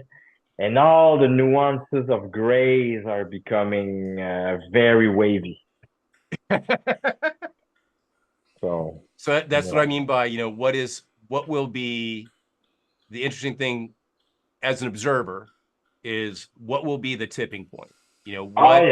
What event, what decision will Calloway come to in the end? Or will not. Or yeah, that's true. Or will But not. that's what I mean by is, depending on what happens in the future, what path is he going to start putting his feet on and start kind of moving down? Because you probably, as a player, you can get, like you said, you get the idea that Alex has made a choice. There is definitely moving in a certain direction. Oh yeah, definitely. There is a really cool YouTuber called A Tomb of Lime, and he did. I really recommend it. A Tomb of Lime. Oh yeah, and he did. Oh, you've seen him? Yeah, I've seen very it. Cool. He made a very good video, and that's something that I think it's happening here. In this game, there's a sanity point mechanic, and the sanity point mechanic kind of informs your role play. So after a certain level of sanity point you lost, you start to do some different things. But the argument of a Tomb of Lime was that you don't necessarily need mechanical progression for the character to progress. So for example, like you say, my character's seen a lot of things. My sanity has not moved much, but I've seen a lot of things. So as a player, I am stuck here. How much am I going to rely on mechanical threshold, or just a make sense threshold out of the story kind of thing? And this is where I'm at. Back and forth. This is where I'm at right now. Like, go ahead. With the sanity, this traps a lot of people. It's like, I had a 60 sanity and I've lost 10, so I must be a little crazy by now. No. Crazy starts at 0. But as those numbers go down, we've got stress, or we have it's a record of bad or unusual experiences that the character has had. Sometimes you lose a big chunk in a very short period of time, and a condition is applied, like paranoia or something like that, and that affects roleplay. But the game is set up that you decide how the character presents themselves during the course of play until it gets down to 0, where the character is removed from play. So, what you're describing is a natural part of the game, right? You've had these experiences. Do you want to believe them? Believe them. you want to disbelieve them? Disbelieve them. You know, lacking any proof. So I know magic is real because some guy told me in a tent. Yeah. So this is a good way to kind of maybe bring up the conversation that you and I had, right? Where we talked about, and I'm going to try and pronounce it correctly again, Noesis. Right? So has that episode gone up, Anthony? We haven't gotten that far in the postings. Okay. So there is this point at which Alex has had cumulatively reaches a point where he has an experience which drives him to kind of now have, I guess you would say, a temporary condition. It's not a permanent insanity, but it is definitely something that is driving him. It is acting as a driver. And so my question for you, Anthony, is, have I managed to bring that in? Does it, Yes. is it appearing to be more? There's one point where I was smiling for no reason. Well, the reason was that you had placed yourself in the center of this flower here, this universe, right? Yeah, I told myself the same thing. It's like a spiral. Yeah. And then you were relating to Calloway as if he was kind of orbiting you. It was perfect. Okay. All right. I just want to check in on that. See how well that's coming along. But it's kind of like what you're talking about, same old G, and Cthulhu isn't this, BRP isn't necessarily known for its rapid advancement, right? Like when you're doing skill rolls and all this other stuff, it's not like, 5 game sessions later, you go from 1st level to 7th level, right? No. Like when we did skill advancement for my guy, for Alex, I think I had maybe 2 skills actually advance, and I got maybe 5 points total between those 2 skills. So how yes, many sessions have you played, Brian? How many sessions are you in? This, if my numbers are correct, is this session 10, right, Anthony? I think so. Wow. Yeah, I think it's the 10th time. Yeah. That was my 6th. Yeah, I am so I'm very behind. The only thing that really has mechanically changed on Alex's sheet has been the sanity points, the hit points, and the magic points. Those have had the most dramatic changes. Skills, I mean, they're virtually the same. I have virtually the same percentages that I started out with from session 1. And to be honest with you, it doesn't bother me at all. I don't miss the idea of rapid advancement. I don't. Me, it's more I realized that it's been only 6 sessions, so I need to stay on the grind. Right. Not go too fast. And short sessions too. So like yeah, it's really, short. like not even a Saturday afternoon, really. Well, we played 6 sessions of an hour and a half. So yeah. That's not bad. That's pretty That's good. good. I mean, I think we get, for the way that we play, have not ever not been satisfied with what's happened. Oh no, it's always yeah. There's always a lot of good information. Today I was like, okay, there's a sorcerer now. His name is Ludwig. By the way, what's his last name? Prin. Prin. Yeah. With 2 N's. Ludwig Prin. Yeah. And the book is Vermus Librum, Book of the Worm. Maybe. Yeah. Potentially. Maybe, yeah, I heard the name. Vermus Librum. Oh, there is a statuette as well that I don't remember the name. It didn't have a name. Oh, it didn't have a name. The effigy, the spirit of vengeance. The effigy. One of the things I really appreciated about tonight was these 3 strong characters all sitting at this crappy old table underneath a warehouse on these mismatched kitchen chairs kind of thing with bottles of soda, having really 3 different conversations. Like, Alex Oh, yeah. to Xavier, Xavier to Alex, Jimmy to Xavier. Because His me, I conversations was were not the same. Yeah. no, and yeah, that was three different conversations. We did not have like this common conversation at all because we came with a bunch of questions. Yeah. We came with a bunch of the questions from the past. I was like, man, okay, so what's up with the skin, man? What's up with those people who are not the same and stuff like that? And so it was just a list of questions that I wanted to ask, but I knew it was the Morgan, and Yeah.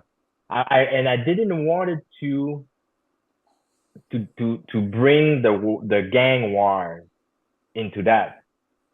So I wanted him to be comfortable speaking to me about the arcane lore kind of thing, because I was like, whoa, what's going on here? So the conversation was not really like a three-party conversation. It was more like a, Yeah. but the me, I know you come from Halifax, Anthony. Yeah. So I know you know harbors and docks and stuff like that. The description of the stairs to go down to that door that is under tide level, man, the imagery was vivid. Nice. Imagery was vivid, and I was like, oh, that must be some stuff he's seen before. He must have seen that thing, or maybe that's some Halifax imagery somewhere. I don't know. I was because I went to Boston, and I think I think I've seen something like that at the docks in Boston as well. Seeing that kind of imagery for me too fits in decently well with St. Louis, because St. Louis has had the discovery over the last 20 years or so of vaults, of areas near the river that were used during Prohibition time.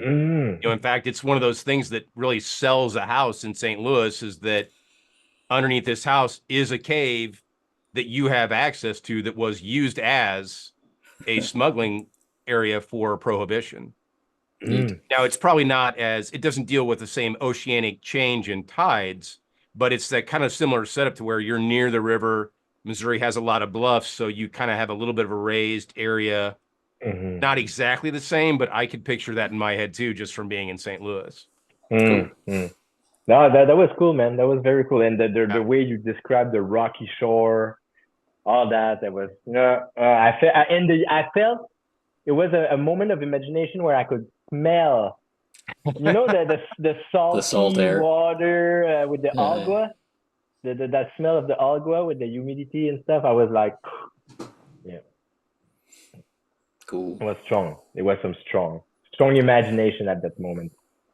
It's a strange place for a guy like this to hold court. I don't know if you look at him, if you were to look at Xavier from a villain's point of view, it's kind of a strategic place. It's interesting. I don't see no villain in this game. I know. Just see a bunch of gray people. It's like, man, because at the beginning I wanted to thought him as a villain, but I met the guy and I'm like, oh man. Yeah. He's nice. Oh yeah. Look at all the good he's doing. I mean, trust me, that was kind of Alex's same perception too, was like, I don't know. He looks, everything can look charitable on the surface, right? Everything can look good. There's always, That's why I didn't took the flower. I'm just not gonna take that flower. I'm not gonna go there. Yeah, but you did take the other bait though, didn't you? You did take the other bait. Oh Jesus! I was like, when he said that there was a card on the chair, I was just like, oh yeah, shut up. I was like, okay, what's he got? I really want to see what he's gonna do. I took the card. I know. I took the card. But I was thinking that you were gonna continue the skepticism, the I'm done with this, that you were going to leave the card, and if you were, the flower comes up, you're going to leave. You were kind of like, are you going to wash your hands of all this? Was what I was thinking might happen at first. You know, I don't want to have anything to do with this guy. It's I'm a mixed bag in my feeling right now. I'm stuck. I am like, what am I gonna do with this? You know, and it's exactly why we play these games, isn't it? Yes. To have that experience, to go through that. And So one of the best things that I've really enjoyed so far, even though this is only our second session together, is that I think we have not fallen into the automatic gaming trope of we're now a group, right? Where it's an automatic trust thing that no. we're just going to make the assumptions that we're along for the ride as partners on the whole thing. Oh, we're separate already. We're separate already. So we might not even gonna see each other again. It's possible, but we don't know. It's possible. I'm probably gonna call you back or something like that eventually, because I like to play with you and I like to play with somebody else. But besides here, that, it's been great. besides that, it's just that you know, if you haven't said I want to talk private to the guy, maybe I would have assumed a little bit more collaboration. It's interesting. It's interesting. Yeah. Oh, yeah. Oh, that was a big change for me. And I was like, I was listening to your conversation with Xavier, but I was also not listening. Oh yeah.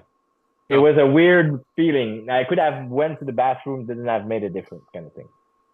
No, it's because fine. But at the same time, I listened to it and I heard you about the tarot card. I'm like, oh man, But it is part of the game. It is part of the game. It is. Yeah. What does it all mean? It's probably the most sophisticated part of the game, is where you sit in a conversation that you should not have listened to as a player, but it's kind of like you need to be able to compartmentalize very well. That's part of that. Remember when we talked about that well-played game philosophy? Oh yeah. It's right in there. Your ability to hear the information, know the information, understand its implication, but to not act upon it. I think that is the height of being able to control the amount of metagaming that you do. Oh yeah. Right? Oh yeah. You can play the character with the character's knowledge, even though you as the player know this thing about these cards, right? Mm-hmm. That's a good example of a well-played game. Oh yeah. The sacrifice, though, is the experience. Yeah. As the meta knowledge builds, it's harder and harder to reach the experience, because so much of, I know this, I don't know that. Did we do this? I can't remember. Someone else did that. I heard this. I read that. I watched this episode of someone else's play. It all gets cluttered up in there, and then the experience gets lost. And that's why I've played with people who don't care, and I've played with people who insisted that if something that you know but you don't know was going to happen, then somebody had to leave the room. Like an efficient, right? So the game master and the one person leave the room and whisper to each other and then come back in. So you can really compartmentalize everything, you know. Secret notes. Yeah, definitely. It's a sophisticated endeavor, and the most sophisticated the genre and the games and the people you play with and the ideas and the concept, the most cognitive it is demanding, like cognitively demanding. Yeah, because it's like, okay, these are the notes. Here's what I know. Here's what I shall not supposed to know. So on the keeper's end, you know, I thought I saw that you had mentioned something about you just recently had another game with Brian, Ivan, and Scott Erickson has joined the group. Yeah. Oh, Scott from Table, the podcast. Oh yeah, the third floor wars. That's Craig Shipman. He's Craig Shipman already. He's in a different a part of it. He's already okay. Okay, so there's a new guy now. Okay, there's a new guy. There's a new player. How are you sitting now with everything that's occurred? You know, as you look back on everything that has kind of happened up to this point, how do you feel about as the one who's kind of like coordinated all this, how do you feel about its progression? What kind of progression? Whatever you Any feel kind is of progression? whatever you feel is most relevant. I'm interested to know your perspective from this, because I've rarely ever handled multiple groups within the same city, let alone, in Right. such close proximity with each other in time and space. So It all still makes sense, and the decisions that people are making, I think, if you were reading them in a book, like where one chapter is one character and the next chapter is someone, like The Stand. When you read The Stand and you move through, and we have all these different perspectives, or Nights Below Station Street, that kind of thing. They all feel like they're in the same world. It's not like one group of players is playing high action adventure pulp and another group is playing slapstick, or it hasn't deviated that way. The atmosphere feels very similar. The types of decisions people are making feel similar. The characters all feel very different, so it feels worthwhile to me to have this many characters exploring this environment, and you are all finding things that matter to your characters. okay. So there are events that are happening of which you're blissfully unaware. And there are things that are happening that you're seeing a part of, and it matters to you in a particular way. That someone else is seeing a different part of, and it matters to them in a different way. Right. So it's Interesting. really worthwhile and engaging for me, and it all makes sense. Cool. So it does have a sense of continuity. The as they would say, the verisimilitude of what we've been doing so far is very coherent. Mm-hmm. Mm-hmm. Yeah. Nice. That's cool. That's cool. And there's been some pretty strange things. What do you mean? Well, like we talked ourselves about, well, how would the gangster and the treasury agent get together? Oh, well, the treasury agent gets himself beat to pieces and burned and in the intensive care ward, where the gangster is dealing with his that was I remember I was walking outside when you texted me audio the link you connected together on one in your, I think you were driving, you're commuting, you think, oh shit, they could be at the hospital together. Bam, that's it. It's perfect. It's as simple as that. You heard about that. Whether or not these characters decide to work together is entirely on you, and in order for that to happen in play, it has to, on some level, make sense to you. Yeah. So it could be uncomfortable. You could be like making decisions to shoehorn things together, and because we're sitting here, we should play together and we should be on the same team, like you were talking earlier, Brian. Or you could have an uncomfortable conversation whispering across the aisle from bed to bed, right? Saying, I saw some really terrible stuff. Oh yeah, I saw some really terrible stuff too. Not as terrible as I saw. Oh yeah. I don't remember exactly how that conversation went, but I think it was nicer than that. It was more believable than that. Yeah, well, good synopsis. But it was basically that. Well, I've seen some shit. Yeah, you've seen some shit? Okay, so let's talk about that. We need to see each other. As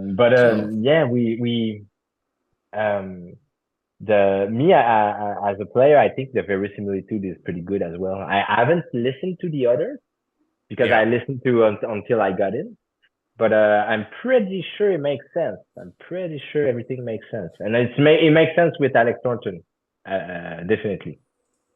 So I do the same thing. Like I won't watch episodes up to a certain range.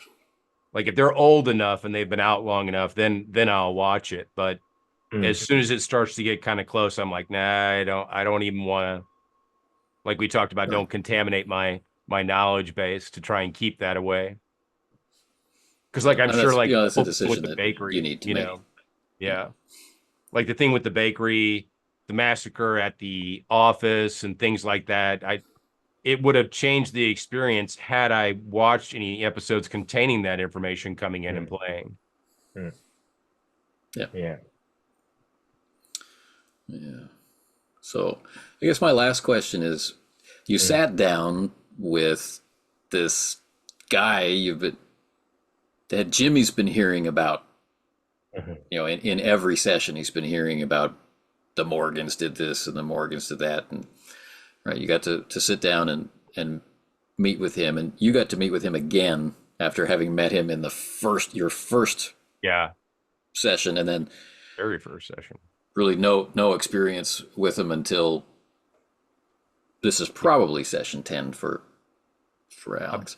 I'm pretty sure So- it is. Yeah. Other than the phone conversation and the assistance that I got from him, those are the only two direct interactions we've had. So what does he seem like?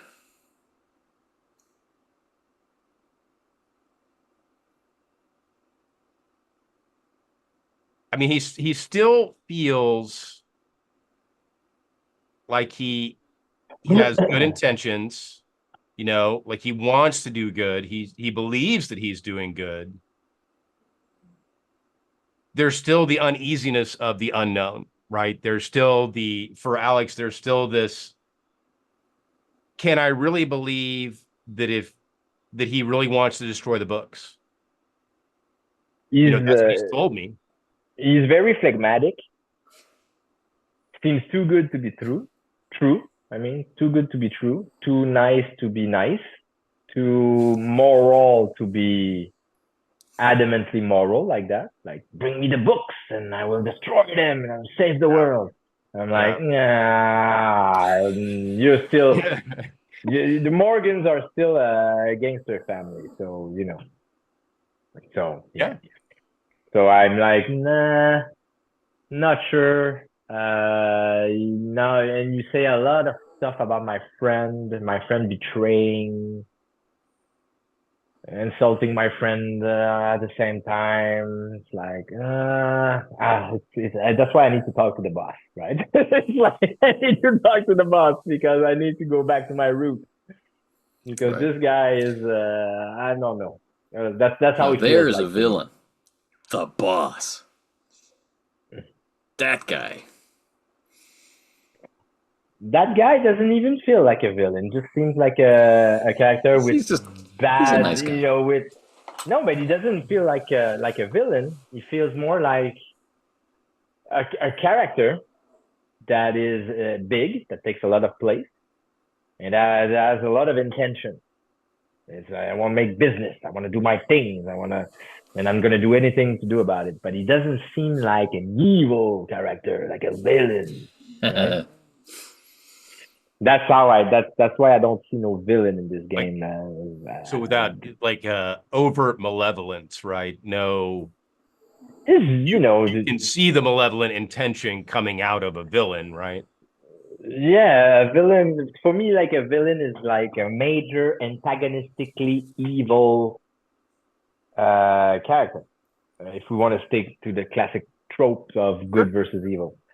So that's what it is. In this game, they all seem, you know, the boss has been always kind to me, get me a place to stay, you know. He's kind to all the people he works with, the family, he has good values. So he's just a criminal character. You know, it's not like a villain. Xavier is just, I don't even know what I can say about that. Maybe like you say, he's a villain, but he doesn't do villainous things so far. Yeah. So interesting. That's good. Yeah. That's good.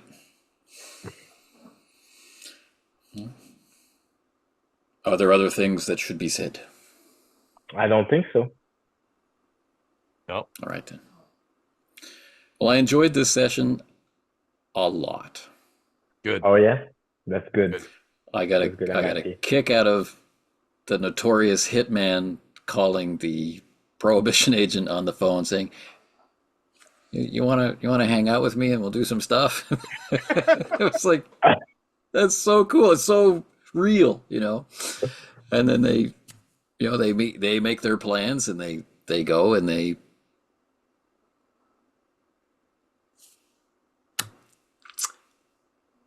manage to talk to some interesting people. I'm curious what you were expecting to happen in the tent before play started. My expectation was answers to some questions. And also, in terms of as a player perspective, is to make the story go. I wanted to maybe another chapter. Now I feel like I'm in another chapter in the story, because I know things now that I didn't know before, the character, I mean, and it's important that these things are going to change what I'm going to do next. So I think that I finished the first chapter today in that sense. Nice. If I want to talk in terms of chapter for my character. Yeah. No, I kind of expected a similar thing where we were gonna. I definitely didn't expect confrontation, right? Even though that, the whole routine of Alex gearing up and getting stuff ready is part of his normal routine when he's doing stuff. I, as a player, didn't expect there to be a violent confrontation unless things just really went south. Like all of a sudden, Calloway's family sees that he's doing this thing and some guy decides to take a shot at him or something like that out of the blue. Or some other wild person. Or some other wild person. I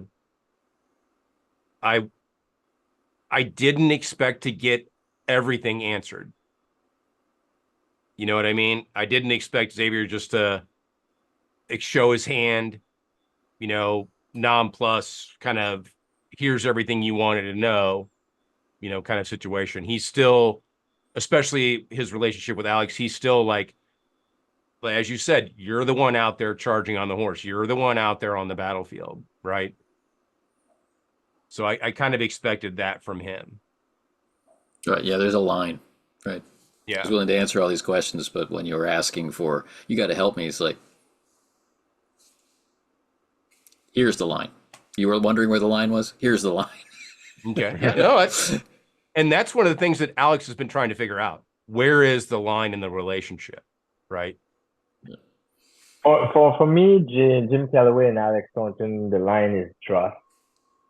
Yeah. I felt so sad thinking about the two of you guys going into that tent together and knowing what kind of things you would hear and wondering about this tenuous trust between them. There was kind of like this mental countdown in my head of, when is the trust going to break?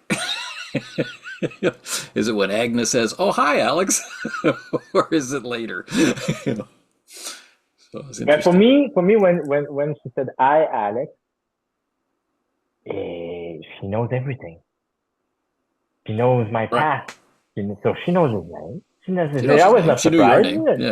Yeah. So I'm like, and that was a little bit of the experience that I kind of expected to have, because it was the same experience I had with Xavier, right? The first time I meet him, he knows my name, he knows my family, he knows my career, he knows stuff about me. So what, a week and a half, 2 weeks later, when I show up at the tent, I'm not really surprised after everything that's happened to have this woman from a crime scene or connected in some way with a crime scene and now connected with Xavier to say something like that. Right. That was a bit expected. Hey, gents, I have to go, sadly. Right. Awesome. So thank you for the great game. You're welcome, man. It was looking cool, forward to getting together again. Oh, yeah. Well, next week? Are we playing next week? I mean, I got nothing else on my schedule. I've pretty much blown my schedule wide open. I'm good. I'm good as well. All right. All right. Thank you, guys. Take care, everybody. Take care. Get some rest. Later.